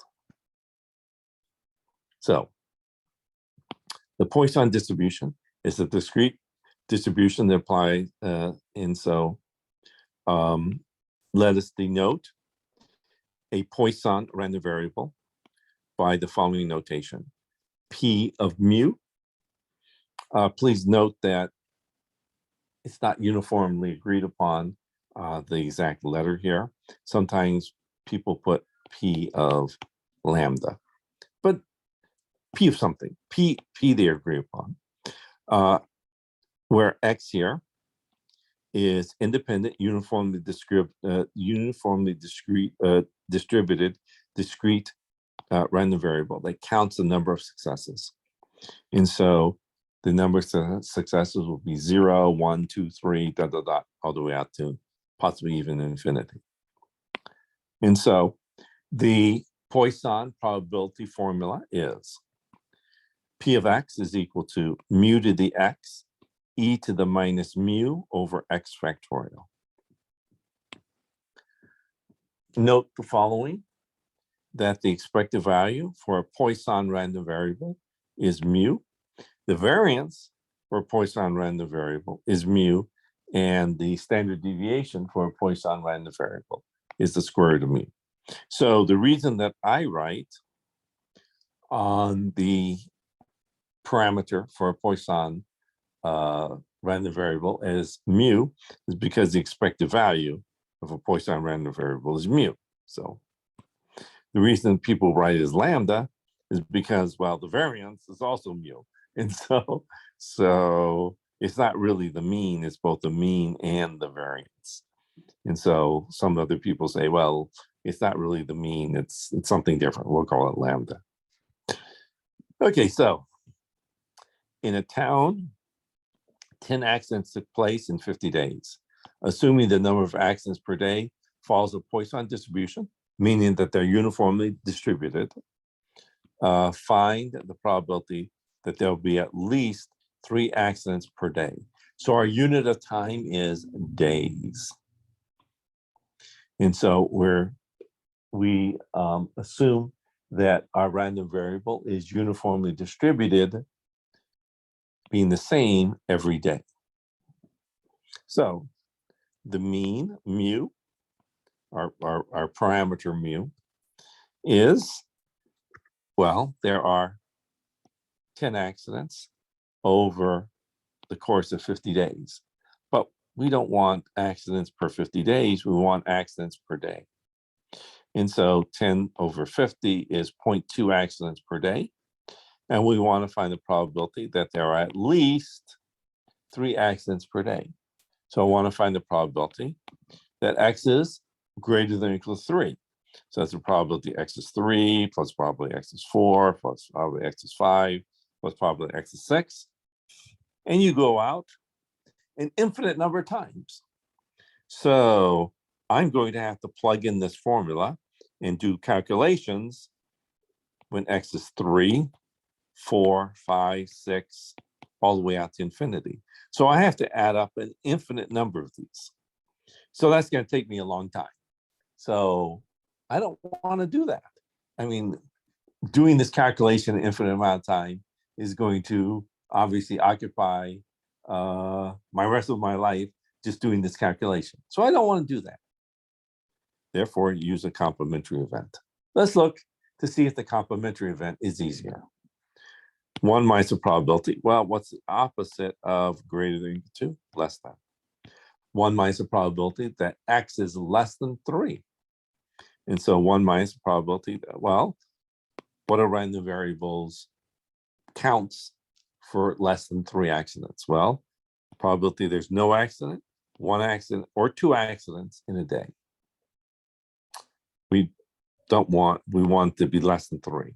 And so 2 is less than 3. 3 is not less than 3. So I have to end here. So I can do that. I can now plug into this formula.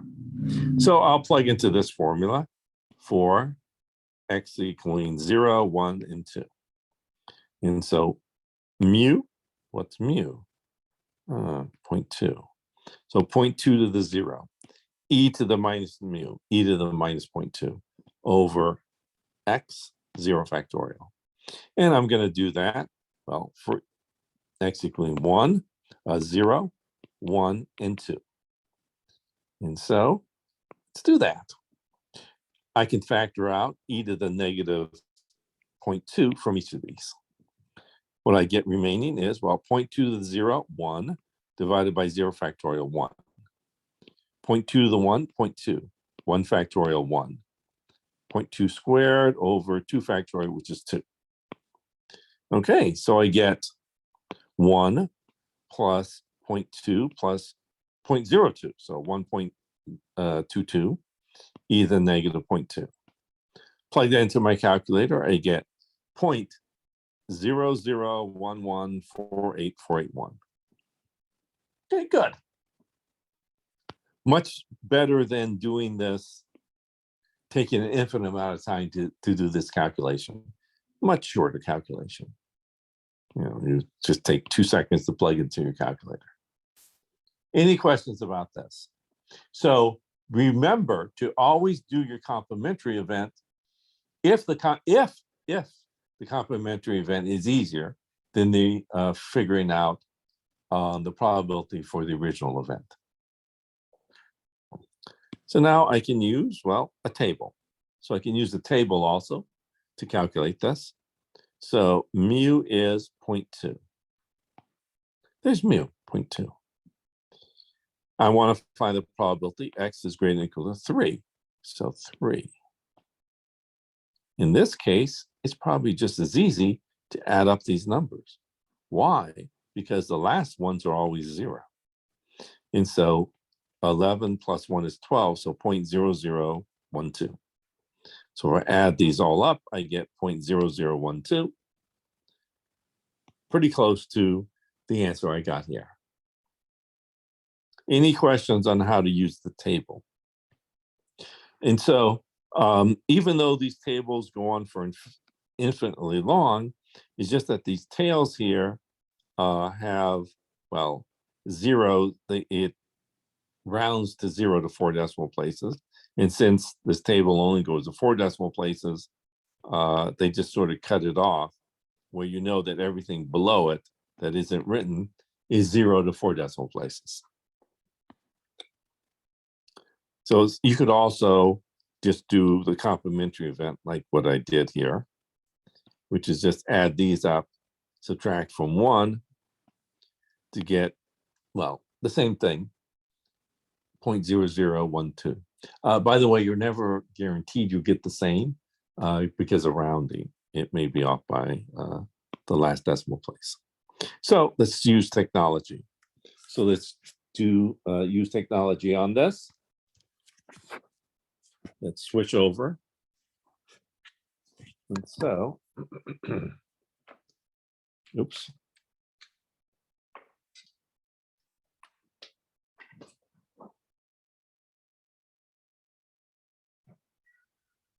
There it is.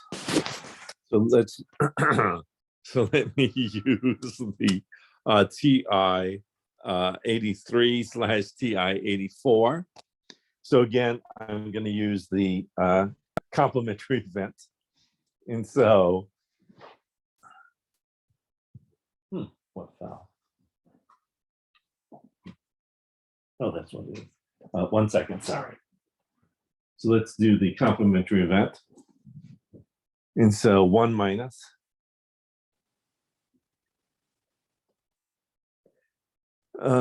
this is a Poisson distribution. So Poisson, there it is, CDF, because it's inequality. So the, oh, they're using mu here, good. And so 0.2. And I want to get rid of the first 2 of these, 0, 1, and 2.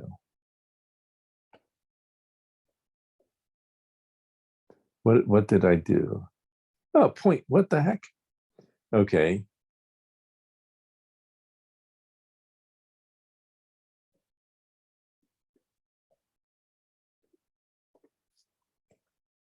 I get 0.0011484812. Let me do Excel.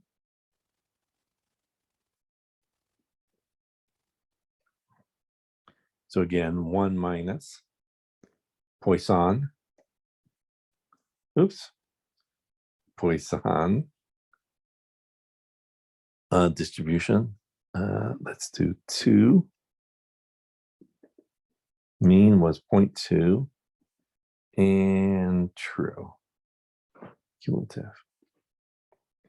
0.00114848. Let's do Mathematica.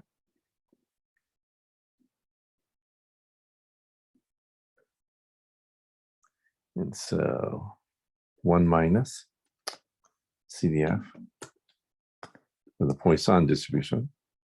Oh, there it is. With mean 0.2.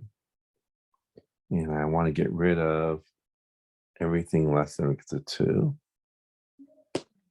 Oops. 0.00114848. And let's go to R. So again, 1 minus.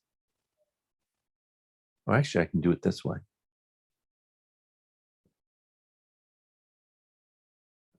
Well, let's do it this way. Let's see, 1 minus Poisson, 2 comma 0.2. Let's see if this works.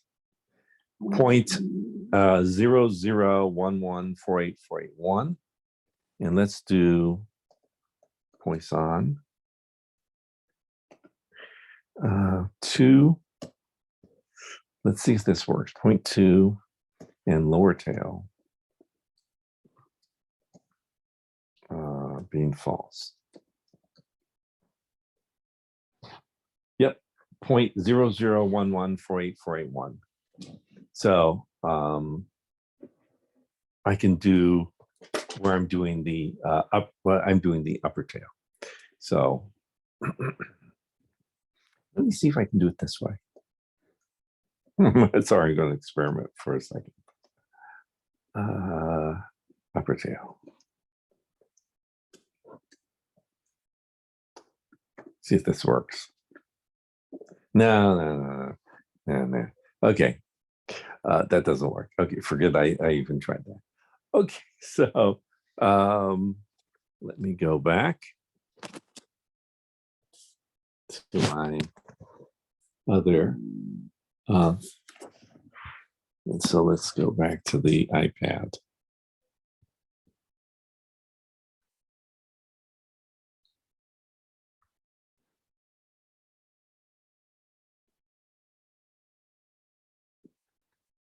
Yes. Okay. It is known from past experience that in a certain plant, there are on average 4 industrial accidents per month. Find the probability that in a given year, there will be at least 4 accidents. Assume a Poisson distribution. So let's figure out what the parameters are.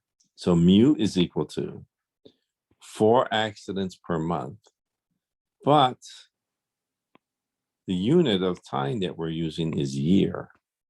So there are 12 months in a year, so there's 48 accidents per year. I want to find the probability that there are less than 4 accidents. So the probability X is less than 4. That's the same as the probability X is less than or equal to 3. So probability of 0, 1, 2, and 3 accidents. Let's find the probability of 0 accidents. So that's mu 48 to the 0, e to the negative 48 over 0 factorial.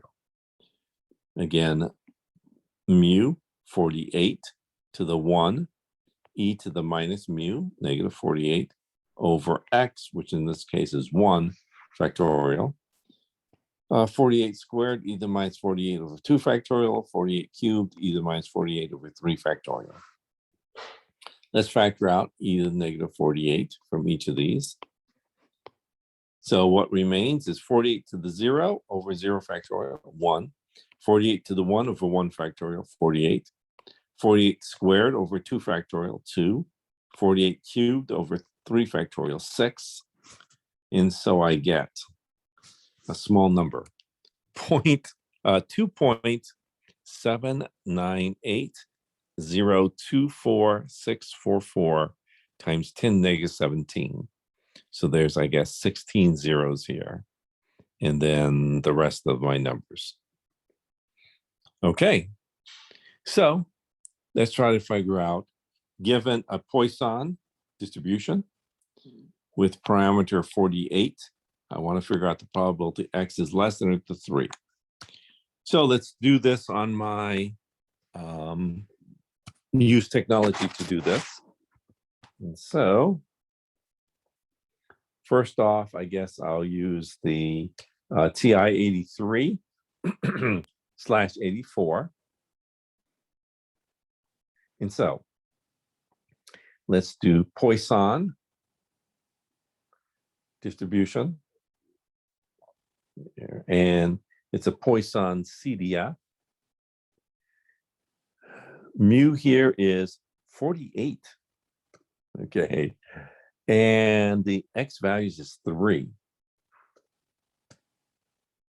So Poisson CDF 48,3 gives me something really tiny. 2.79802464 times 10 to the negative 17. So this e to the negative 17 means it's in scientific notation. So times 10 to the power negative 17. Let's use Excel. Let's go to Excel. And so again, let's use the Poisson distribution.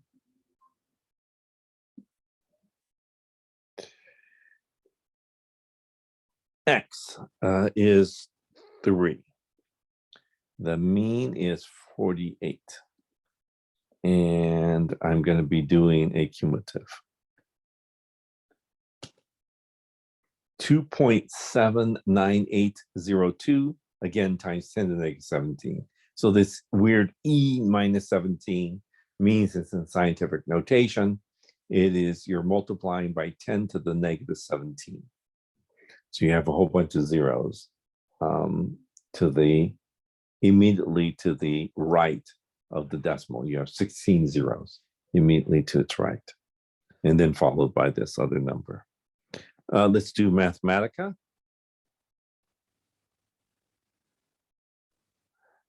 There it is. And so Mathematica, let's do my CDF for my Poisson distribution. Oops. Yeah, there, I got it. Okay. For my Poisson distribution with parameter 48. And I want to get rid of I want the first 3. Oops. And I want it numerically.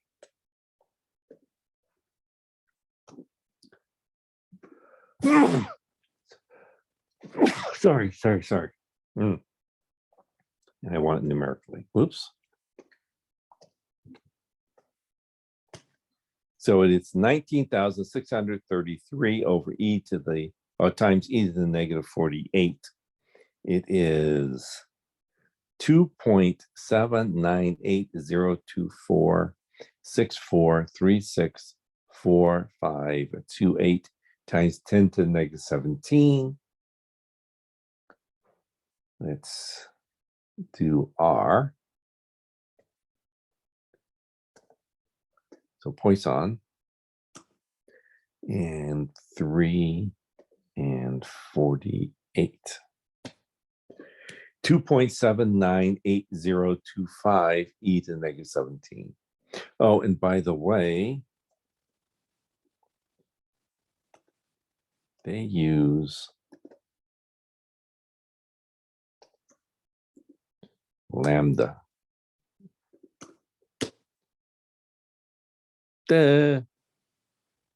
Lambda, you stupid, spell it correctly. Lambda. They use lambda. So rather than mu. So in R, you'd have to type, if you're going to type it in, you have to spell correctly lambda. Okay, let's go back to my iPad.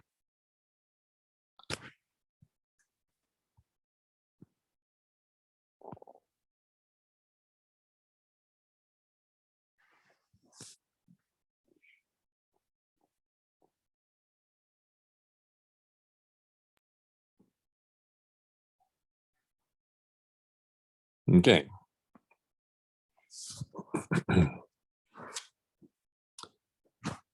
For a recent period of 100 years, there were 530 Atlantic hurricanes. Assume the Poisson distribution is a suitable model. Find mu, the mean number of hurricanes per year. If P of X is the probability of X hurricanes and around the selected year, find P of 2.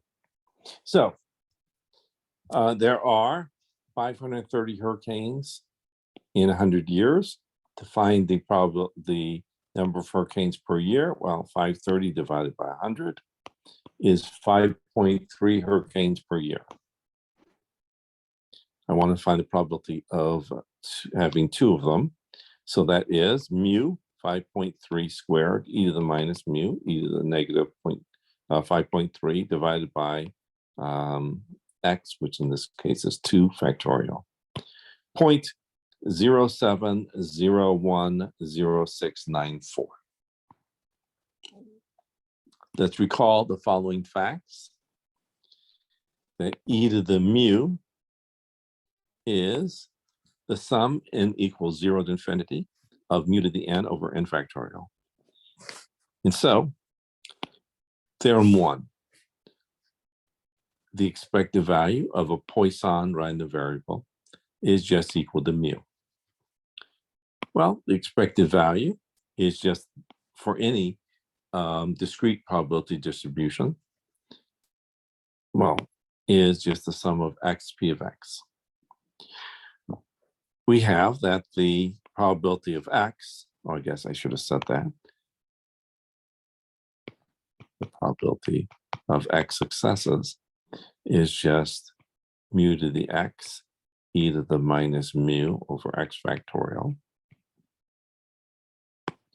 That's my Poisson probability formula. So let's plug this in here. So I have the sum x equaling 0 to infinity of x mu to the x e to the minus mu over x factorial. We have that, maybe I should write that down too, that x factorial is x times x minus 1 factorial. And so let's rewrite x factorial as x times x minus 1 factorial. Note that 0 times anything is 0. And so I'll just go from 1 to infinity. Let me bring out mu and e to the minus mu out in front of the summation. So let's bring out e to the minus mu. I'll bring out one of the mu's. So this becomes mu to the x minus 1. The x's cancel. And so this is over x minus 1 factorial. But if I let n equal x minus 1, then when x is 1, n is 0. When x is infinity, infinity minus 1 is still infinity, n is infinity. Replace every x minus 1 by n, every x minus 1 by n. But the sum, n equals 0 to infinity of mu to the n over n factorial is just e to the mu. E to the mu times e to the minus mu is just 1. Mu times 1 is mu. And that's what I wanted to show. Next, I want to show that the variance of a Poisson random variable is also equal to mu. Well, we have, maybe I should recall,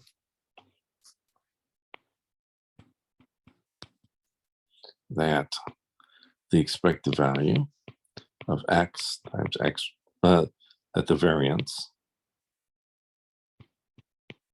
of x is expected value of x minus 1 plus expected value of x minus expected value of x squared. And the probability of x is mu to the, well, let me write the other way. is mu to the x e to the minus mu over x factorial. And that x factorial is equal to x times x minus 1 times x minus 2 factorial. Let's use those facts. Okay. Oh, and of course, that we showed that the expected value of x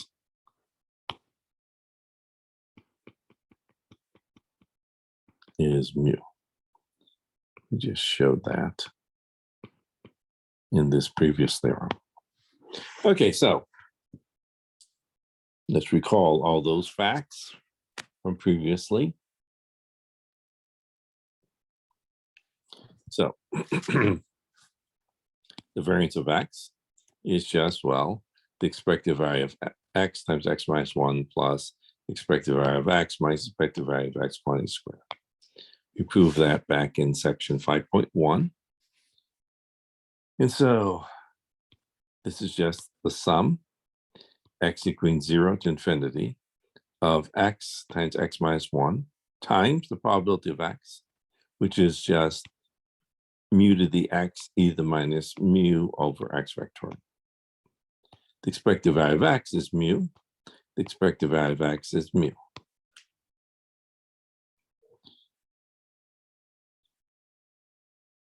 When x is 0, 0 times anything is 0. When x is 1, 1 minus 1 is 0 times anything is 0. So I can start from 2 to infinity. So I'll have the sum going from x equaling 2 to x equaling infinity.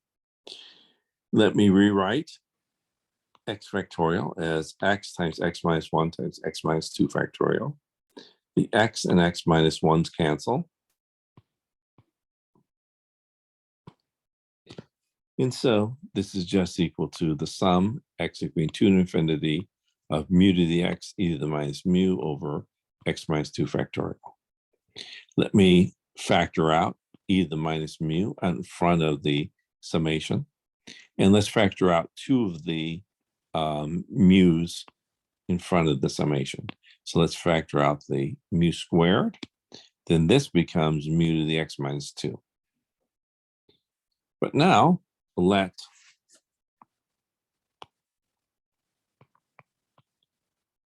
n equal x minus 2. When x is 2, n is 0. When x is infinity, infinity minus 2 is still infinity. Let's replace every x minus 2 by n, x minus 2 by n. But this is just equal to, I wrote it above, but not here. The sum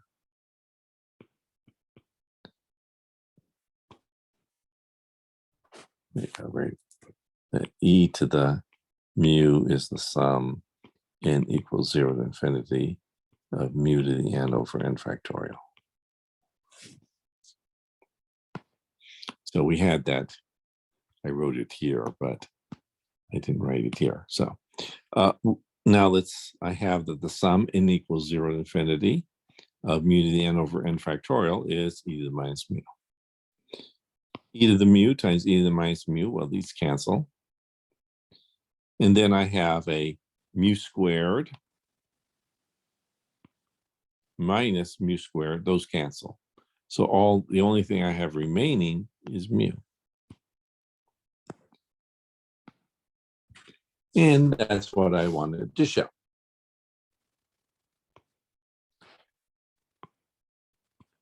We can use the Poisson distribution, a Poisson random variable, to approximate a binomial random variable.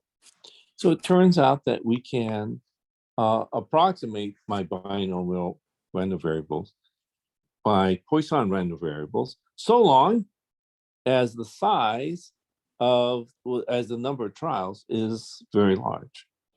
Recall that as n goes to infinity, the binomial distribution approaches the Poisson distribution. A binomial random variable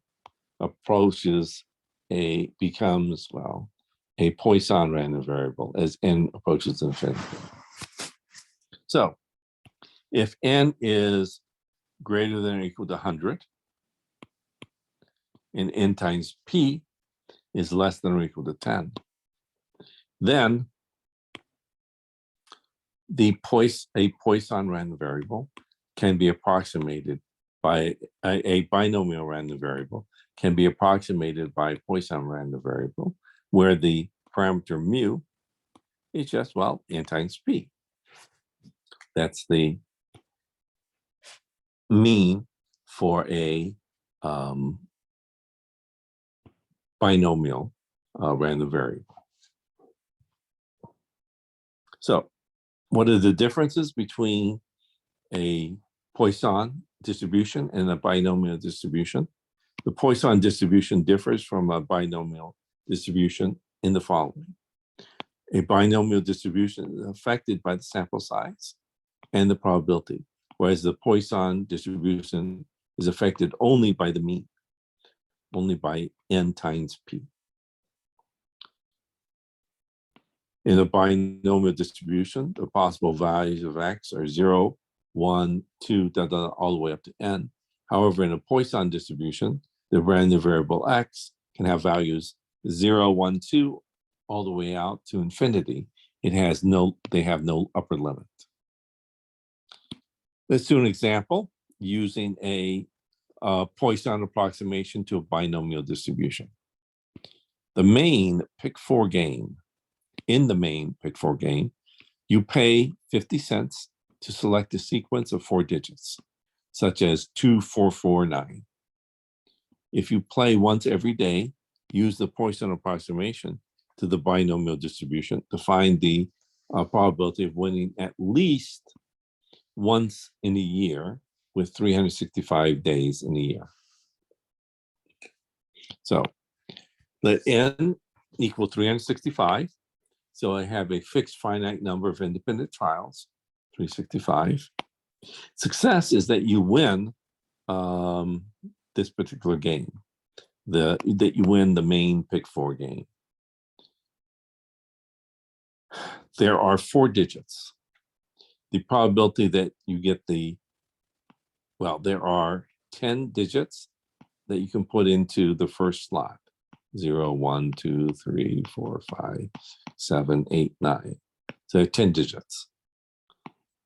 There are 10 digits that you can put in the second slot, and third slot, and fourth slot. And so there are 10,000 differing ways you can do this. 10,000 differing numbers that you could choose from, only one of which is actually a winner. And so the probability that you win is 1 out of this 10,000, 0.0001. I want to find the probability that you win at least once in a year. So the probability x is greater than or equal to 1. Again, let's look at the complementary event. So 1 minus the probability x is less than 1, which, well, there's only one case. The probability x is 0. So 1 minus the probability x is 0. I could just plug into, again, my Poisson, my binomial distribution, but let's use the Poisson distribution to approximate this. And so let's first check if the Poisson approximation to the binomial distribution is applicable. So n is 365. Well, that's greater than or equal to 100. Mu is equal to n times p. 365 times, well, 0.0001, 0.0365. That's less than or equal to 10. So good. Both n is greater than or equal to 100 and mu is less than or equal to 10.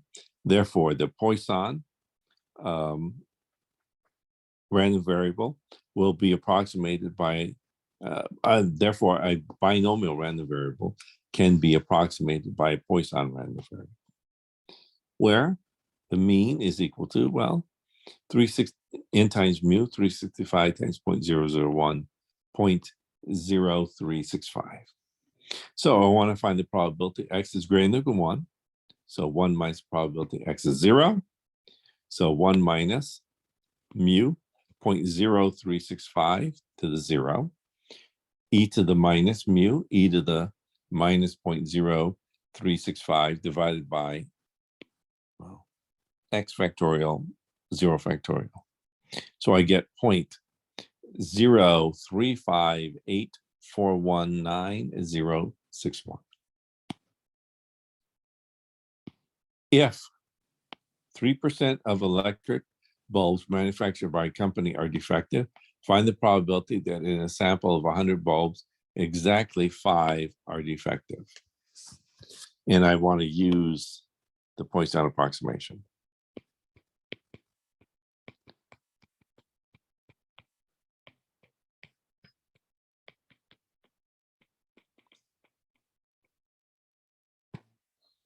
So we have a fixed finite number of independent trials, 100.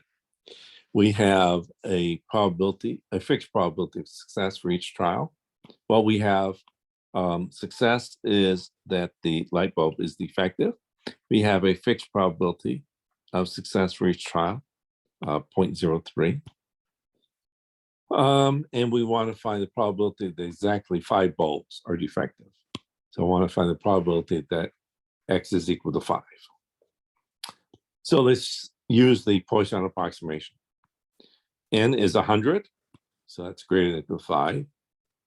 Mu is N times P, 100 times 0.03, so 3. That's less than or equal to 10. So I can try to determine this using the Poisson distribution. Well, I'll use a Poisson table. So I have here mu is 3 and X is 5. And so actually I should use this. So mu is 3 and X is 5.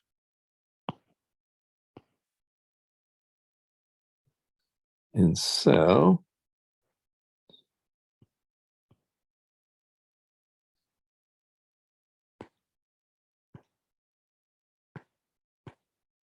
there.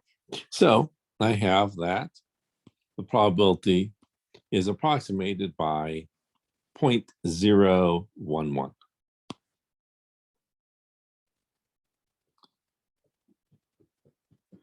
Okay, good. Here are listed. So in case you want to know some Excel commands, here are listed Excel commands for binomial, Poisson, negative, binomial, geometric, hypergeometric distributions. Okay, so the geometric distribution. X will be a geometric random variable. X being a geometric random variable will be denoted by the following: G of P, where P is the probability of success. We will assume we have a Bernoulli process.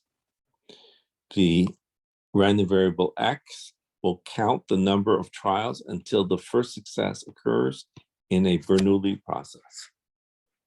If that occurs, then we will say that X is a geometric random variable. The probability of X is equal to P times Q to the X minus 1. Well, that's easy to see. We're counting until we have the first success. So the first one is a failure, failure, failure, failure. They're all failures until you have your first success. You want your first success to occur after X times. So the first X minus 1 of them are failures, and the last one is a success. So therefore, the probability is Q to the X minus 1 times P.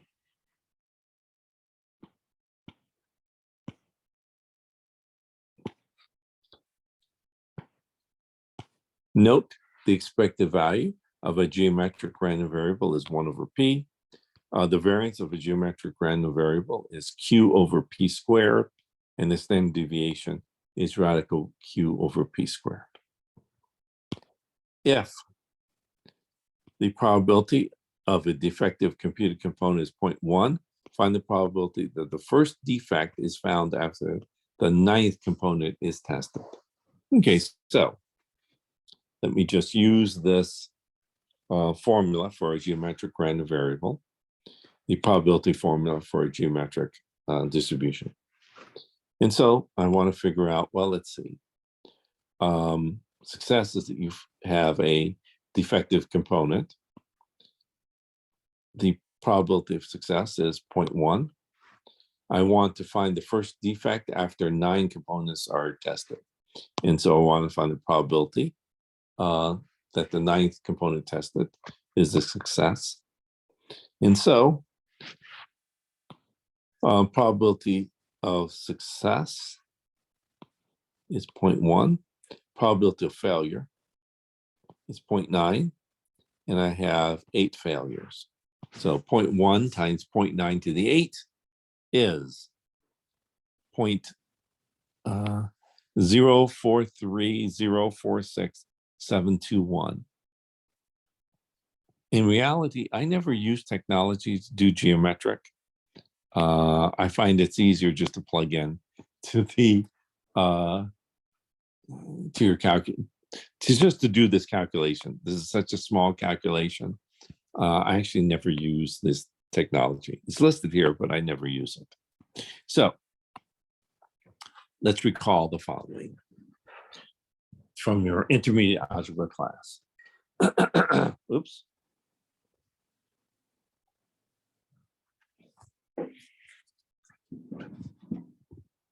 Let S equal 1 plus q squared plus q plus q to the n minus 1 plus q to the n. Let's multiply each of these by negative q. So I have a negative qs, negative q times 1, negative q times q is negative q squared, negative q cubed, negative q to the n minus 1, negative q to the n, negative q to the n plus 1. And let's add these together. And so I get s minus qs. Let's factor out s. So this is 1 minus q times s. Q's cancel, q squares cancel, q to the n minus 1's cancel, q to the n's cancel. Only thing remaining is 1 minus q to the n plus 1. So assuming I can divide both sides of my equation by 1 minus q, so assuming that that term is not 0. So let's divide both sides of my equation by 1 minus q. And so s is equal to 1 minus q to the n plus 1 over q to the 1 minus q. Well, as n goes to infinity, this term here goes to 0 if it is less than 1 in absolute value. So if this is less than 1 in absolute value, this will go off to 0. And so s here will approach 1 over 1 minus q, so long as q in absolute value is less than 1, as n goes to infinity. So I have that the sum x equaling 0 to infinity of q to the x is equal to 1 over 1 minus q, so long as q is not equal to 1.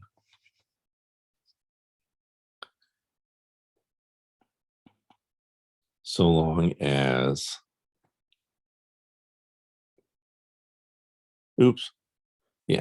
so long as p is not equal to 0.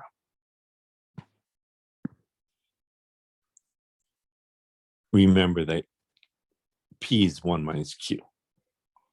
And so I have here, well, let's start at 1 instead. So if I start at 1 instead, that's the same as multiplying this by q.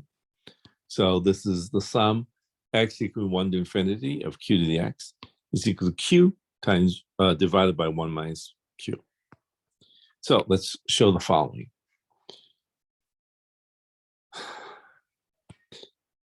If the expected value of a geometric random variable is 1 over p, so long as you're not divided by 0, so long as p is not equal to 0.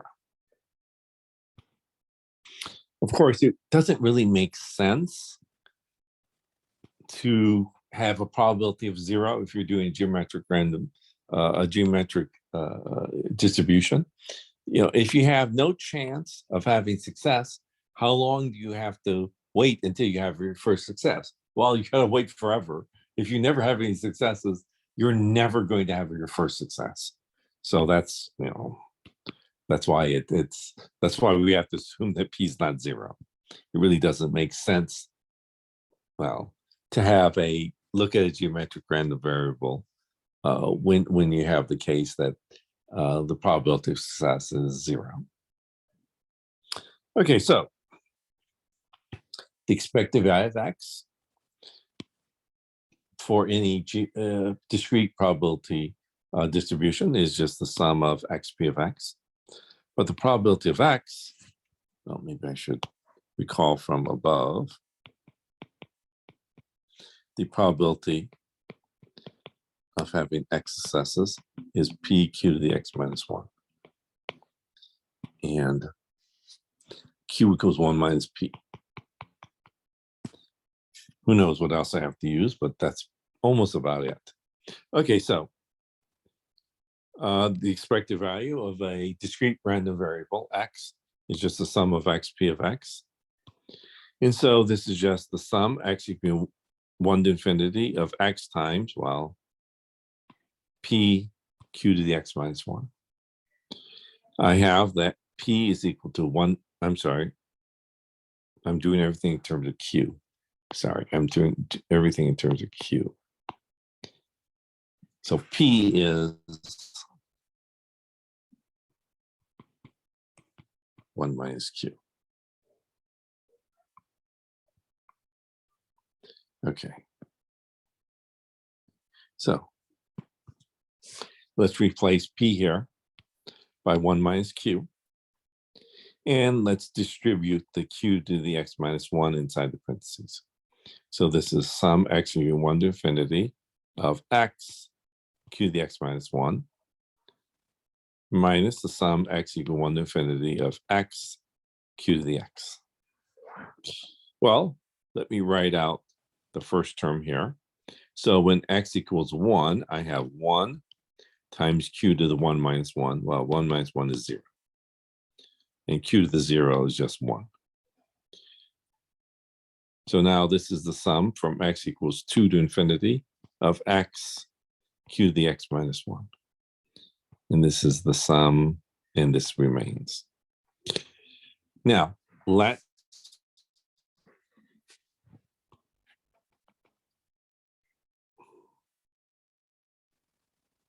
r equal x minus 1, which means that x equals r plus 1. Okay, so when x is equal to 2, r is equal to 1. When x is equal to infinity, r is equal to infinity. Replace x by r plus 1, x minus 1 by r. Okay. And then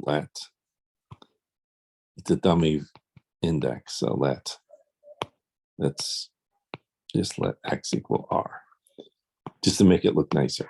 So in this step here, I'll just replace every r here by x. Okay, so this is the sum, x equal 1 to infinity of x plus 1 q to the x minus the sum x equal 1 to infinity of x q to the x. Well, let's multiply q to the x inside the parentheses. So this is x q to the x, and this is q to the x. Notice that these cancel. These are the same, so they cancel. So I just get 1 plus the sum x equaling 1 to infinity of q to the x. But what is that? Well, This is the same as x equaling 0 to infinity of q to the x. But that is here. So the sum x equaling 0 to infinity of q to the x is 1 over 1 minus p. 1 over 1 minus q, sorry. And I use the fact that 1 minus q is p. No, 1 minus q is p. It's the same thing. And so this is 1 over p. And that's what you wanted to show. Okay, next. Show this. That the variance of a geometric random variable is q over p squared. And so the variance is just the expected value of x squared minus the expected value of x quantity squared. Well, we know from above that the expected value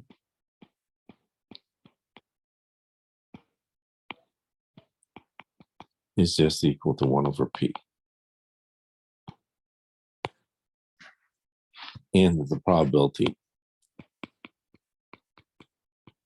is p q to the x minus 1.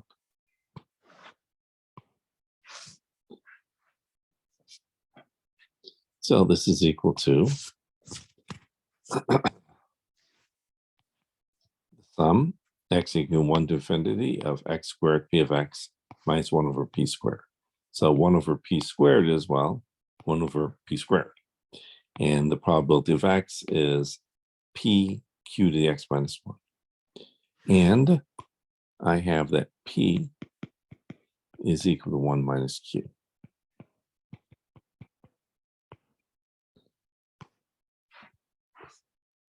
So let's replace p here by 1 minus q.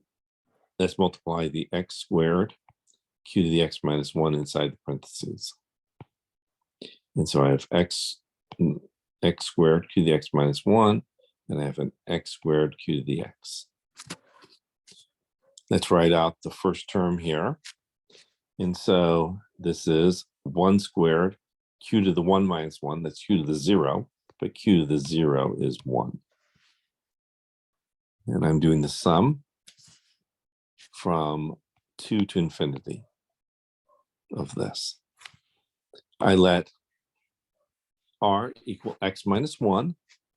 So when x is 2, r is 1. When x is infinity, r is infinity. I replace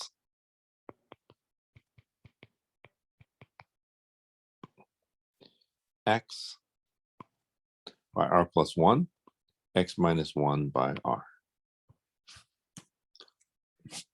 Now let's just make it look nice. It's a dummy index, so let's just let x equal r.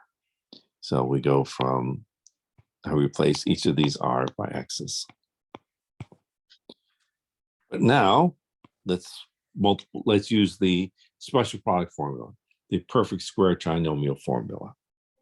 And so x plus 1 quantity squared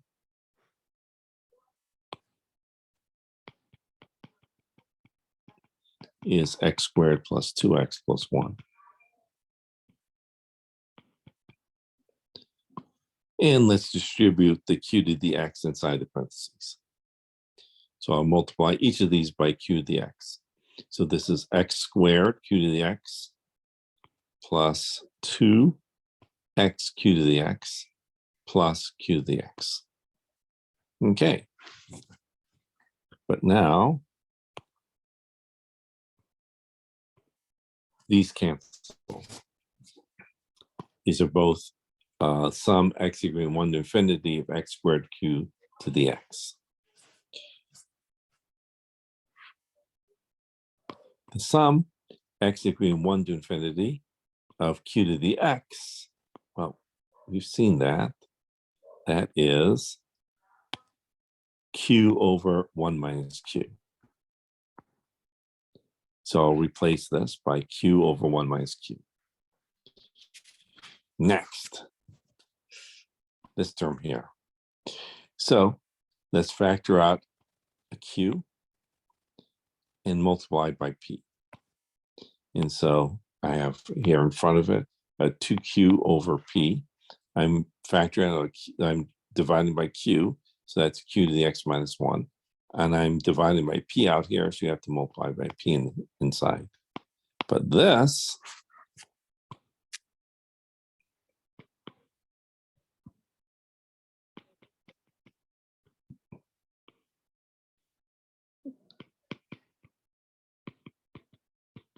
is just 1 over P. And because we have shown that right here, we've shown this is equal to 1 over P. So by the above here, we have that this is 1 over P times 2Q over P is 2Q over P squared. I'll write 1 as P over P. So now I have a P plus Q over P, so that's a 1 over P. I have a 2Q minus 1 over P squared. And so let's multiply and divide by P. And so I have a P plus 2Q minus 1 over P squared. Let me write 2Q as Q plus Q. Well, P plus Q is 1, so these actually cancel. And so I just get Q over P squared, and that's what I wanted to show. Good. And so I can use these formulas for my variance and my expected values for a geometric random variable. Well, it turns out that a geometric random variable is a special case of the negative binomial distribution. So let me assume we have a Bernoulli process. We will denote the fact that X is a negative binomial random variable by X equaling NP with parameters P and R, where X here counts the number of trials until the Rth success occurs in a Bernoulli process with probability of success of each trial being equal to P.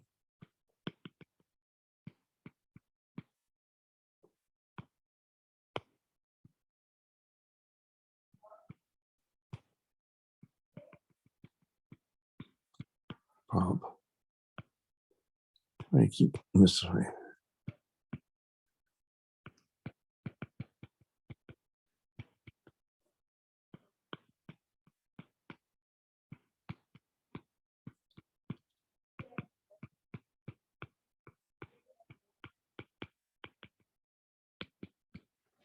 Okay.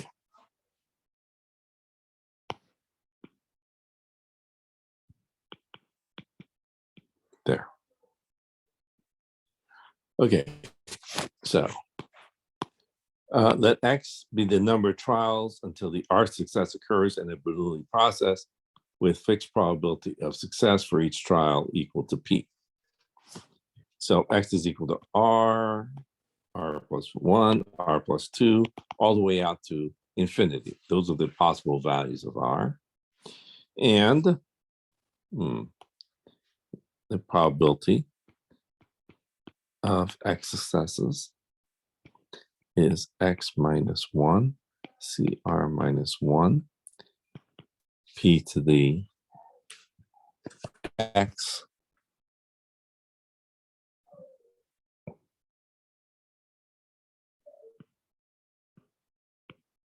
to the X minus R. Okay. Note the following: that the expected value of a negative binomial random variable is R over P. The variance of a negative binomial random variable is RQ over P squared. Note the following, that a geometric random variable, a geometric distribution, is the same as a negative binomial distribution where R here is equal to 1. So let me give you a lemma. So this is a lemma that could have been written in when we did this back in chapter 4 for properties of the binomial coefficient, the properties of Pascal's triangle. Just a little bit, well, for some reason I decided to put it here rather than in chapter 4. And so, lemma. N plus k minus 1 ck is negative 1 to the k times negative n ck. Oh, where we're using, oh, I don't know, let's say R. No, let's just say X is equal to X minus 1, X minus R plus 1 over R factorial. All right. X here could be any real number, and R here is some whole number. Okay. So we're using this general notation for the binomial coefficient that we had back in chapter 4, that general definition. So, because in this case, you notice that N and K here are whole numbers, but minus N here, well, that's a negative number. So it's a little bit different than the NCR notation. Okay, so let's show this using the principle of mathematical induction.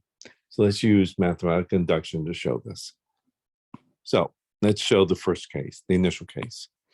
I'm going to do mathematical induction on K. K here is a nice, well, whole number. So let's figure out what happens when K is 0. So when K is 0, well, I have N plus 0 minus 1 C0. Well, anything C0 is 1. So we proved that back in in chapter 4. I think section 4.6 or something. Whatever the properties of Pascal's triangle. Okay, that's equal to 1. Now let's look at this side. Let's plug in 0 here. So it's a negative 1 to 0. Well, that's 1. And negative NC0. Well, again, anything C0 is 1. So 1 times 1 is 1. So therefore, these are equal. So therefore, I have that this formula works when K is equal to 0. Suppose that this formula works when K is capital K. So I'm just replacing K by capital K here. Let's see if this formula works when K is capital K plus 1. So let's look at N plus capital K plus 1 minus 1 over capital K plus 1. C capital K plus 1. And so the 1's cancel. So you just get N plus capital K, C, K plus 1. Well, I know by absorption, I have that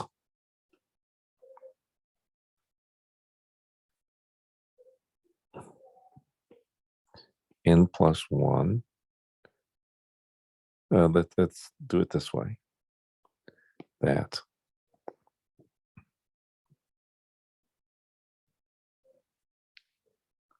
k plus 1. And let's do n plus k. K plus 1 is equal to n plus k times n plus k minus 1 over k plus 1 minus 1. Okay, so this is by absorption. So by the absorption principle, I have this, or maybe I should say plus 1 minus 1.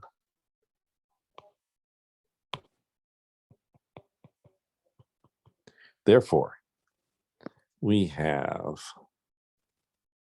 how do I want to write it that way? I have, therefore, that n plus k, ck plus 1 is equal to n plus k over k plus 1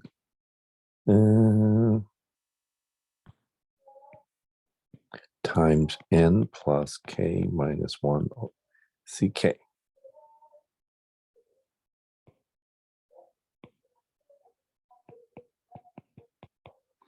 Okay. So I have this from the absorption principle. So from the absorption principle, I have that n plus k, ck plus 1 is n plus k over k plus 1 times n plus k minus 1 ck. Okay, so this, but by the induction hypothesis, I have that this term here is equal to negative 1 to the k times negative n ck. And so let me multiply and divide by negative 1. And so there's negative 1 to the k plus 1. And this is a negative k plus negative n minus k. Well, I have a k plus 1 times k factorial. So that's a k plus 1 factor. So that's k plus 1 factorial. Let me rewrite minus n minus k as minus n minus k plus 1 plus 1. The ones will cancel out. But then this term here is the next term in this product. So this is negative n ck plus 1. So therefore, this holds when I replace capital K by capital K plus 1. Therefore, the induction case holds. Therefore, by the principle of mathematical induction, I have that n plus k minus 1 ck is equal to negative 1 to the k times negative n ck. And this holds for every whole number k. So let's recall absorption principle, that R XCR is equal to X, times X minus 1 CR minus 1. So that's the first of the absorption principles that we had back in chapter 4, the same one that I just used right here, the same absorption principle that I just used. Next, we also had symmetry. And so maybe I should write my symmetry down this way. So I also have that R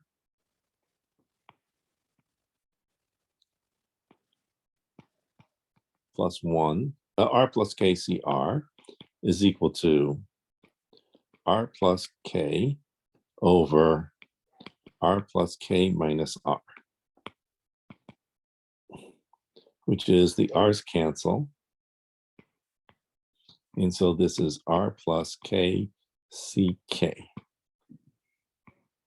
So by symmetry, by the symmetry formula for Pascal's triangle, the fact that Pascal's triangle was symmetric about the middle, that the binomial coefficients on the right side of Pascal's triangle were the same as the binomial coefficients on the left side of Pascal's triangle. We got, oops, we had this. And so these are equal. Well, I have this here because I just proved it. I just proved that, aha, right here. I just showed the following. I just showed that n plus k minus 1 ck is negative 1 to the k negative n ck. Now let's rewrite n minus 1 as r. So if you replace n minus 1 by r here, then that's r plus k over k, negative 1 to the k, still the same. And then this is a negative n, but we let n minus 1 equal r. So n is equal to r plus 1. And so negative n equals a negative r plus 1, which is a negative r minus 1. So I'm going to replace this by negative r minus 1 ck. Okay, so this is the same thing that we just proved here. And we had the binomial theorem that the sum k equaling 0 to infinity of, well, actually, maybe I should write this way. 1 minus q to the r, negative r minus 1 is equal to the sum k equaling 0 to infinity of negative r minus 1 ck times negative q to the k, 1 to the, well, any power is going to be 1. So 1. Okay, good. So now I want to show that if x is a negative binomial random variable, and if p is not equal to 0, then the expected value of this negative binomial random variable is r over p. And so the expected value is the sum of x, p of x, which is true for any discrete probability distribution. And so this is equal to the sum x equals r. You of course have to have at least r trials to have the, first time you have r successes. So you need at least r trials to have r successes. So x here goes from r to infinity. X times, well, I didn't write down the probability formula. The probability, I wrote it above. So I wrote above, wherever it was here. So I wrote it here, but I didn't rewrite it down here. So the probability of having your x success, your rth success after x trials. So having r successes, the first time you have your rth success is after x trials is x minus 1 c r minus 1 p to the r q to the x minus r. Okay. Correct. Because it'd be p, and then it'd be x minus 1, r minus 1, p to the r minus 1, q to the x minus 1 minus r minus 1. Yeah. And be this, yeah. Okay, so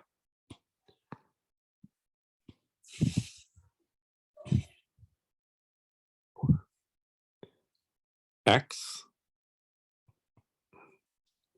times x minus 1 cr minus 1 by the absorption principle is R times XCR. Let's bring out R out in front of the parentheses and P of the R out front of the parentheses. So what remains is the sum R equaling X equaling R to infinity of XCR Q the X minus R. Okay, but what's XCR? Well, XCR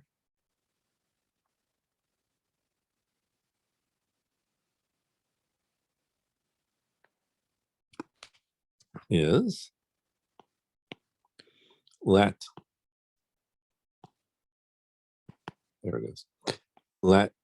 K equals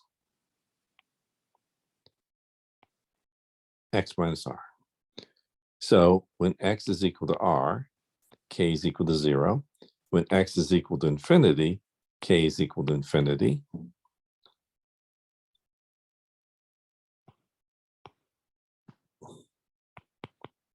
Since K equals X minus R, then X is equal to K plus R. Okay, so I'll replace X here by K plus R and X minus R by K. Okay, good. Now, we have the following. That, here it is. K plus that R plus KCR is R plus KCK. So we have that K plus RCR is K plus RCK. Okay, good. Next, we have that R plus KCK is negative 1 to the K, negative R minus 1 CK. Good.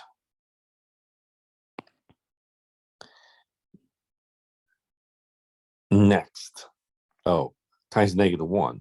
So negative 1 to the K.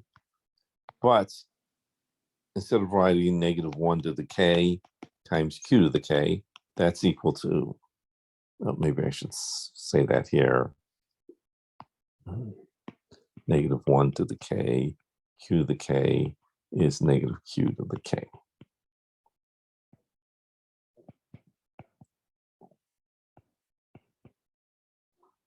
You just laws of exponents. Okay.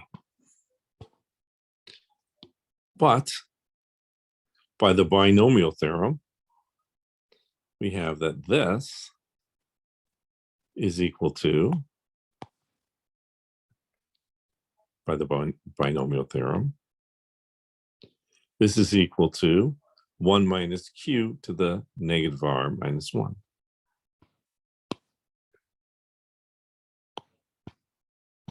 But 1 minus Q is P. So I have P to the R times Q to the negative R minus 1. So these cancel, and you get P to the negative 1. So this is R divided by P. And that's what you wanted to show. Okay.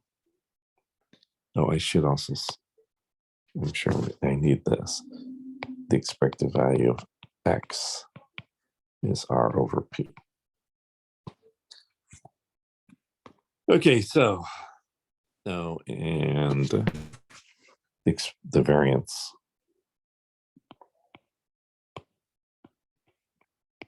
of X, the expected value of X, X plus 1 minus expected value of X minus expected value of X squared.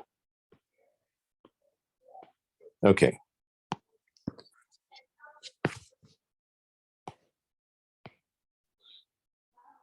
So we have here that, let's recall, we just proved this. The expected value of X is R over P.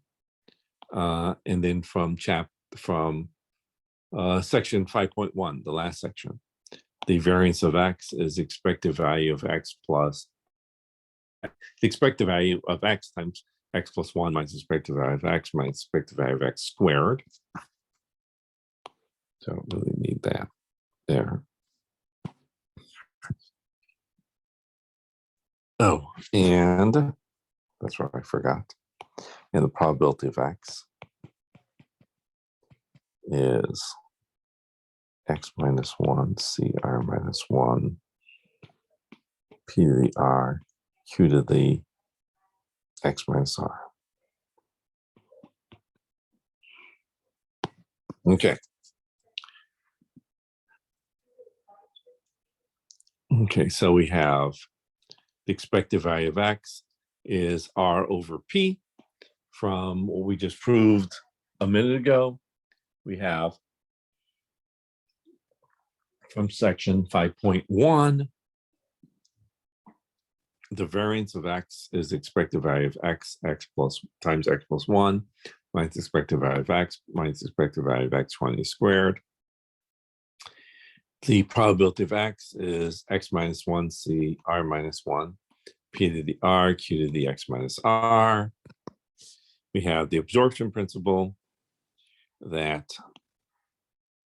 R times R plus 1, X plus 1, CR plus 1 is, bring this down, X plus 1 times X plus 1 minus 1. So that's X times X plus 1 minus 2. So that's X minus 2.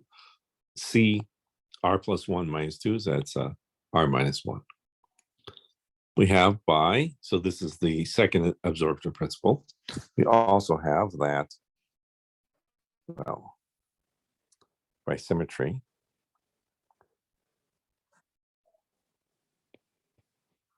this follows from R plus K plus 1, CR plus 1 is equal to R plus K plus 1, R plus K plus 1 minus R plus 1. And I'm not going to put it here.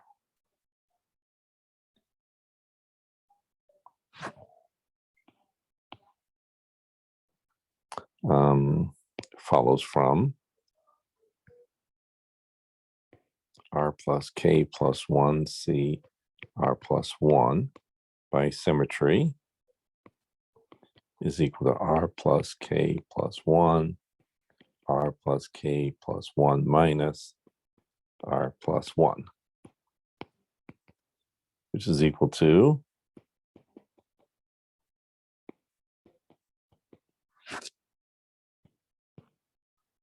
R plus K plus 1.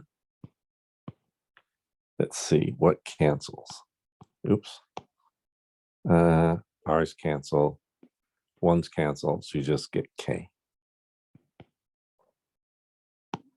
So by symmetry, R plus K plus 1 C R plus 1 is R plus K plus 1 CK. And from this, letting, no, I think this is almost exactly R plus 1, so K plus 1K. Oh, so letting K plus 1, so letting N equal N plus 2. Yeah, R plus 2, let's call it R. Letting N equal R plus 2.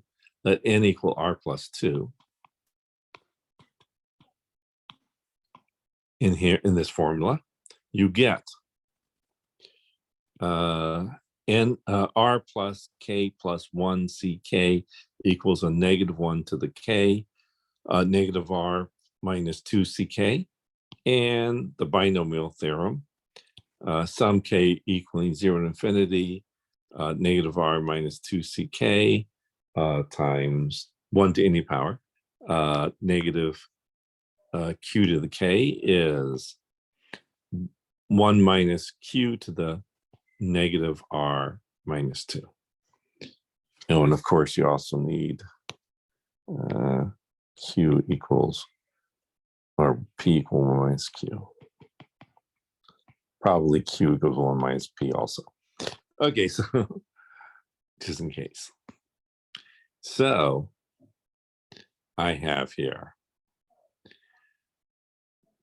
let's prove the following, that the variance of a negative binomial random variable is equal to RQ over P squared, so long as P is not equal to 0. And so the variance of X is just the expected value of X times X plus 1 minus the expected value of X minus the expected value of X quantity squared. Expected value of X is R over P. Expected value of X is R over P. The probability of X is X minus 1, CR minus 1, P to the R, Q to the X minus R. Okay.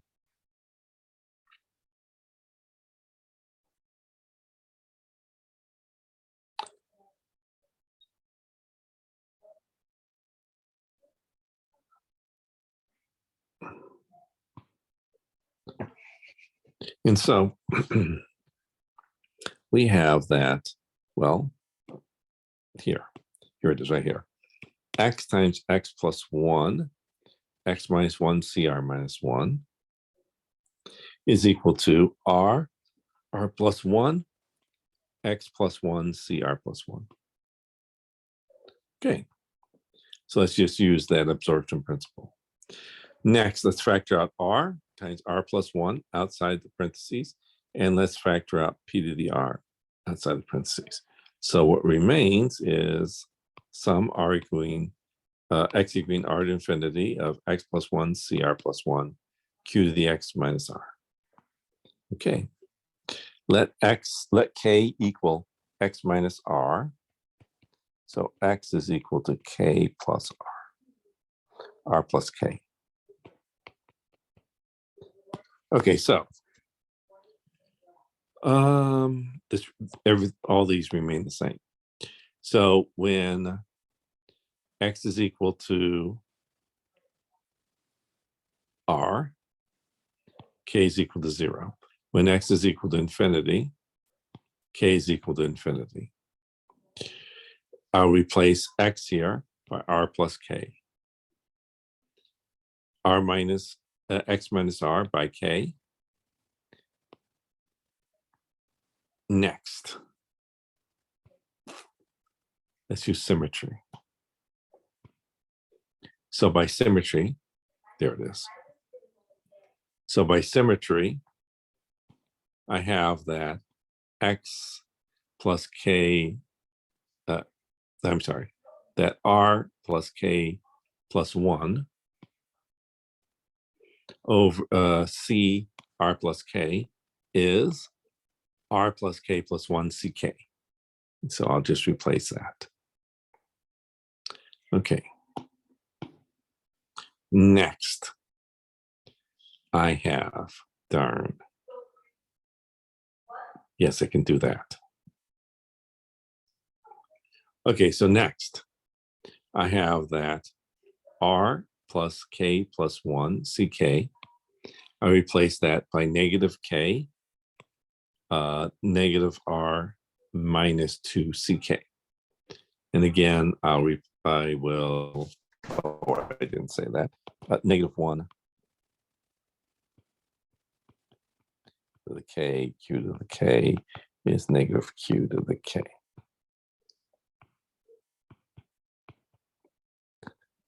Okay. And so I'll write this just negative 1 to the K times Q to the K is negative Q to the K. But now, this sum K equaling 0 to infinity, negative R minus 2 CK, negative Q to the K is 1 minus Q to the power negative R minus 2. Okay, but 1 minus Q is just P. And so this is equal to P to the power negative R minus 2 these cancel. So you get p to the negative 2. So you get a, let's multiply r inside the parentheses. You get an r squared plus r. So I get in the numerator r squared plus r over p squared. I get another, let's multiply and divide by p. So I get a p rp over p squared. And this is over minus r squared over p squared. Okay, well, the r squares cancel. So what remains is r, and factor out the r, times 1 minus p. But 1 minus p is just q. And that's what you wanted to show. The multinomial distribution. And so, assume that we have k mutually, that the outcome of each trial result in k mutually exclusive exhaustive outcomes, E1, E2, E3, comma, Ek. With respect to probabilities, P1, P2, P3, Pk, so that P1 plus P2 plus P3 plus Pk is 1. Then the probability that outcome E1 occurs x1 times, E2 occurs x2 times, E3 occurs x3 times, Ek occurs xk times, where x1 plus x2 plus x3 plus x of k is equal to n. Then the probability of having x1, x2, x3, x of k successes is n factorial over x1 factorial times x2 factorial times x3 factorial times x of k factorial, p1 to the x1, p2 to the power x2, p3 to the power x3, pk to the power xk. So if I use the multinomial notation, which we introduced before, in this case, it will really simplify our notation quite a bit. Let x be the k tuple, x1, x2, x of k. Let p be the k tuple, p sub 1, p sub 2, p sub 3, p sub k. Let the length of x equal x1 plus x2 plus x3 plus x of k. Thread factorials. So x factorial is equal to x1 factorial, x2 factorial, x3 factorial, x of k factorial. Thread, again, exponents. So p of the x is p1 to the power x1 times p2 to the power x2 times p3 to the power x3, times pk to the power xk. Then I can write this in the following notation. That p to the x is just equal to the length of x factorial over x factorial times p to the x. Note that this is the same as the binomial formula. So in this case, the way that we've loosened this assumption for the binomial random variable is that we're letting the number of outcomes be k instead of 2. Well, if there are only 2 of them, you say, what's the probability of having x successes and the rest of them failures? Well, if you have n trials, then that means there are n minus x failures. So this formula, let's say, well, if you add those up, you get n, well, factorial over, well, let's see, x factorial, n minus x factorial. Or maybe I should call them r. Let's do, instead of x, let's call it r.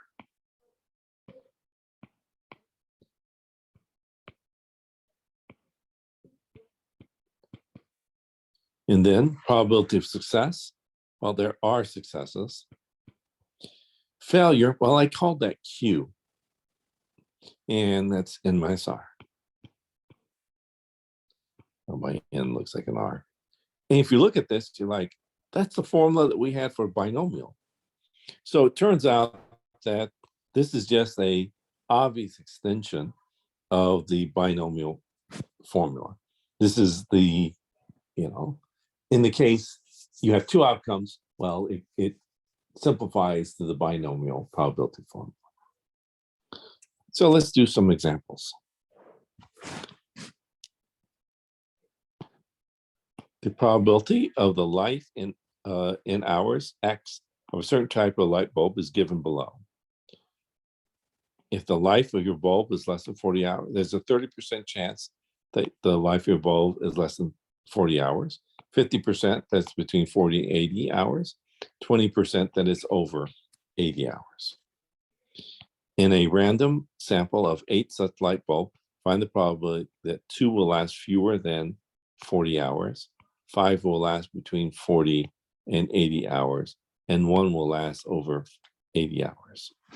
So I want to find the probability of 2, 5, and 1. So 2 plus 5 plus 1, that's 2, 7, 8.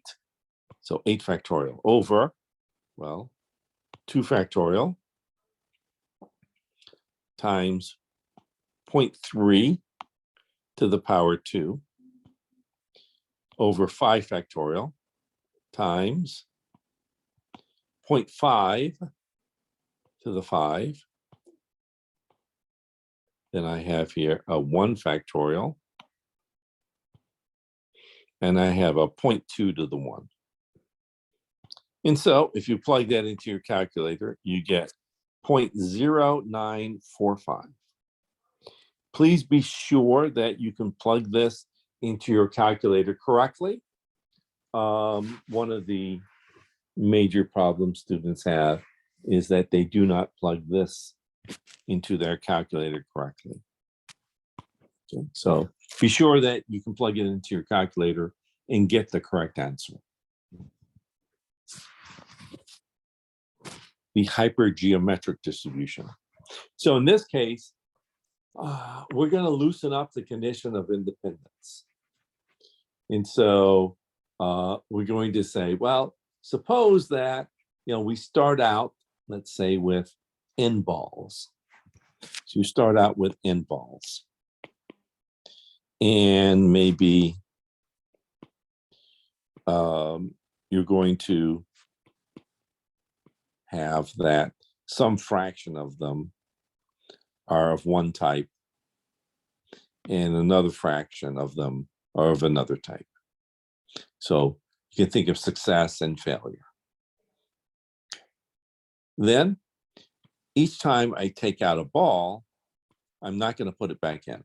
So they start out with maybe, n balls or something, but I keep taking out one at a time, and they keep having fewer and fewer balls. Therefore, the probabilities will change each time because of that. So if a population has A objects of one type and the remaining B objects are of another type, so, red and blue balls or something, assume equally likely cases. So I'm assuming that, all these balls are identical. The only difference is that, one is of one color, and the other is of another color. If little n objects are sampled without replacement, so meaning that I'm taking out the balls and I don't put them back in. So that means that each time I take out a ball, it's going to change the probability for the next ball being chosen.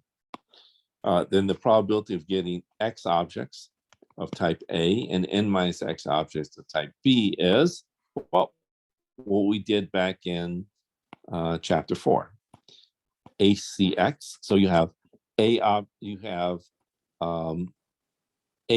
of one type, and I'm going to choose X of them. So ACX. The remaining B objects, I'm going to choose. So BC, well, if I'm choosing a total of little n objects, so n minus X of them remain to be chosen. So BC n minus X. Divided by how many total objects there are? Well, there are a total of A plus B objects, and I'm going to choose n of them. So A plus B CN. Note the following. That mu is equal to NP. We've seen that before.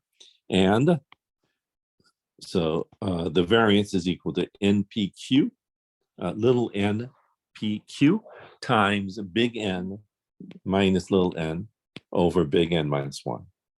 The standard deviation is equal to square root of little n PQ times the finite population correction term, the square root of capital big N minus little n over big N minus 1. It is where I've used the following notation, that A plus B is equal to capital N, and P is the number of successes. I'm considering that X, picking one of these A objects is success. And so P is equal to A over N. So initially, that's how many, the probability that my first ball chosen is of type A. Q is equal to P over B over N. So that's a probability that the first ball that I choose is a failure. It is not of type A, but of type B. So in that notation, then it makes my probability formula slightly different, easier to use when trying to prove something.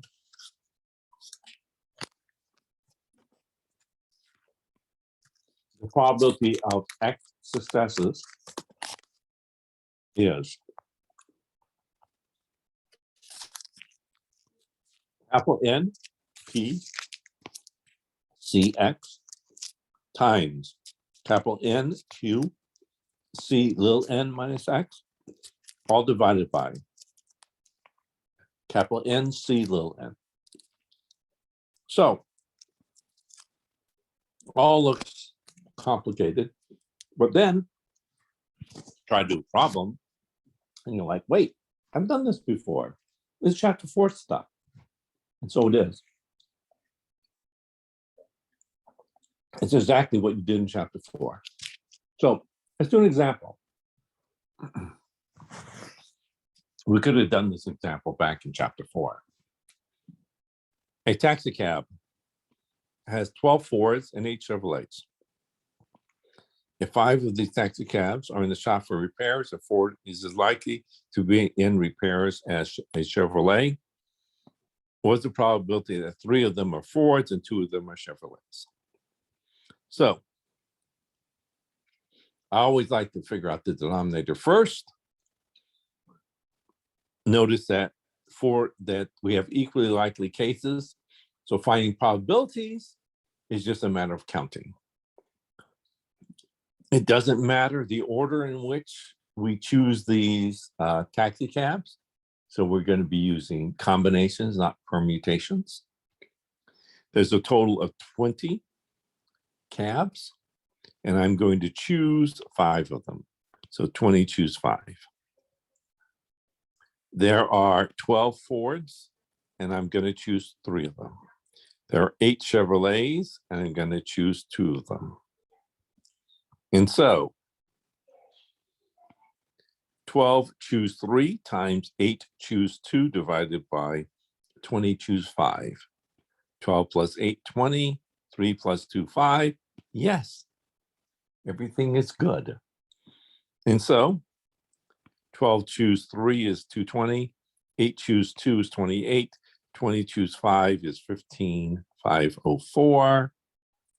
And so I get 385 over 969, 0.397316821. So notice, we've already done this in chapter 4, no different. A taxi cab has 12 Fords and 8 Chevrolets. 5 of these taxi cabs on the shop for repair. and Fords are likely to be in repairs with Chevrolet. What's the probability? At least 3 of them are Fords. You want to figure out the probability X is greater than or equal to 3. And so let's figure out the probability that 3 of them, 3 of the Fords are in the shop for repair. So again, the denominator is going to be 20. Choose 5 for all these. There are, let's say we pick 3 Fords. So it'll be 12, choose 3. Of the remaining cars, there are 8 Chevrolets.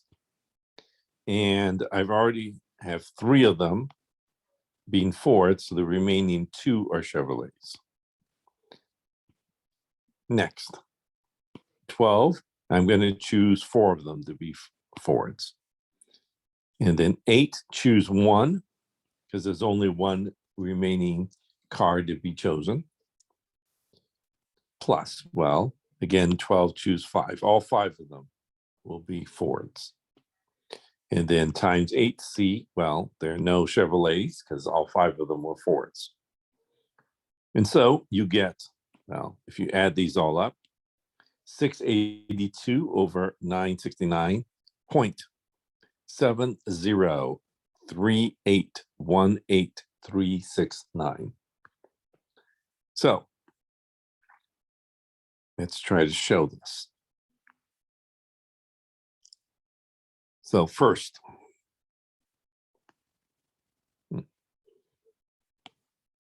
absorption. N, little n. We're going to do it this way. I'm going to be using in the NCR notation. Okay. No, because I can do it because I'm typing. Okay, so n time little n times big N C little n is, by absorption, the first absorption principle, big N times big N minus 1 C little n minus 1. Oh, and the same thing, but with, I'm going to use x's instead. Little x times little n C x is equal to little n times little n minus 1 C x minus 1. And same thing, again, absorption principle, no different. X times P capital N C X is P capital N times P capital N minus 1 C X minus 1. The second absorption principle. So this is the second of the absorption principles. X times X minus 1 times little n CX is little n times little n minus 1 times little n minus 2 CX minus 2. Oh, and as before, we have that subtraction is translation in invariant. So n minus x is equal to n minus 1 minus x minus 1. And we also had from the properties of Pascal's triangle, the sum I equaling 0 to n minus 1 of P big N minus 1 CI times Q big N C little n minus 1 CI is, add these together. So this is going to be n minus 1, big N minus 1 C is going to cancel. Little n minus 1. We also have that x squared is equal to x times x minus 1 plus x. So it showed the following, that if x is a hypergeometric random variable, then the expected value of a hypergeometric random variable is n times p. And so let's show that. So the expected value of x for any discrete random variable is just equal to the sum of x p of x. But, well, what's p of x? P of x is equal to, that's the only thing I didn't write.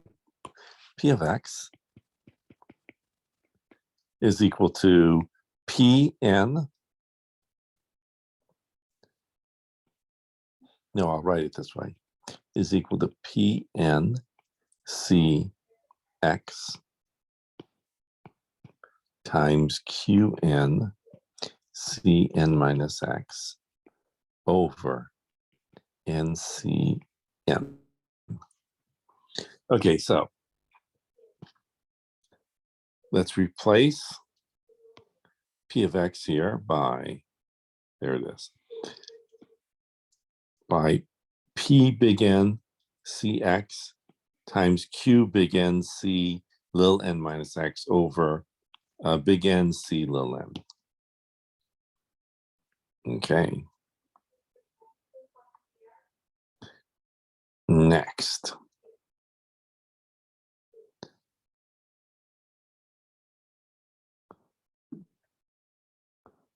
There.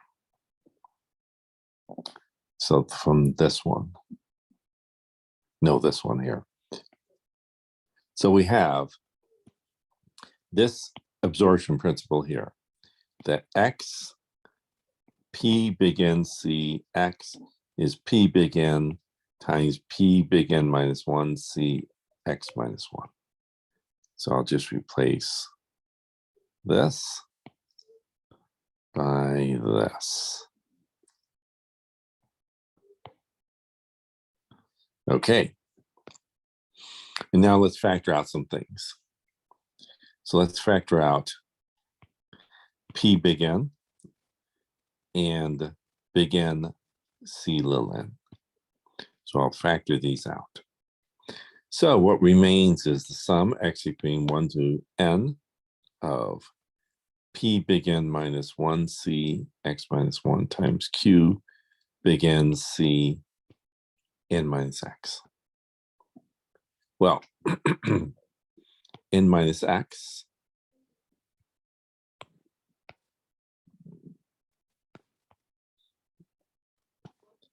n minus x is right there. N minus x is n minus 1 minus x minus 1. Let's just replace that. And now let I equal x minus 1. And so when x is equal to 1, I is 0. When x is equal to n, I is equal to n minus 1. I'll replace x minus 1 by I, x minus 1 by, by I. It automatically changed it from lowercase to uppercase. Auto correction. Okay. I didn't see that. Okay, so. But now, there it is right there. But now I have that the sum I equaling 0 to n minus 1 of P big N minus 1 Ci times Q big N C little n minus 1 minus I is n capital N minus 1 C little n minus 1. So this becomes there. Capital N minus 1 C little n minus 1. Let me multiply and divide by little n. And so if you do that, oh, and that's the very first one. Yeah. So if you do that, then let's switch this way. Good. So if you multiply and divide by little n, then I have that little n C big N, little n times big N C little n is equal to big N times big N minus 1 C little n minus 1. Okay, good. So I have this guy. But now these cancel. And these cancel. So all that remains is NP.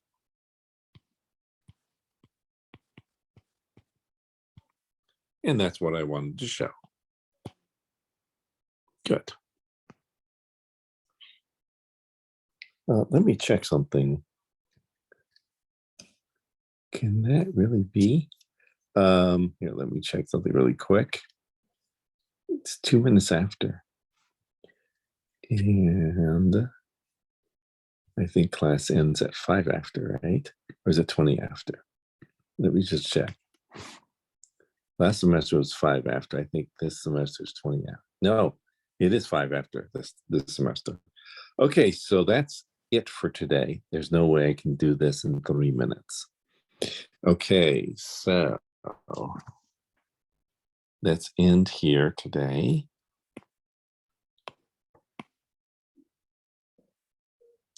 So next week we'll start from here. So next week we'll show that the variance works. Okay, so I will set up, like in the next few minutes, a page so that you can look for you can submit your lecture notes, and depending on how well you have your lecture notes, I will give you up to 10 points extra credit that might be added. Oops, there it is. That might be added to your to your exam 1 score. Professor? Yes, question, yes. Sorry, so I wasn't here in the beginning. Is that assignment due today? Do I have to turn in the notes today, or can I turn it in? No. It is, so I will set it up, and it will be due Friday at midnight, more or less, well,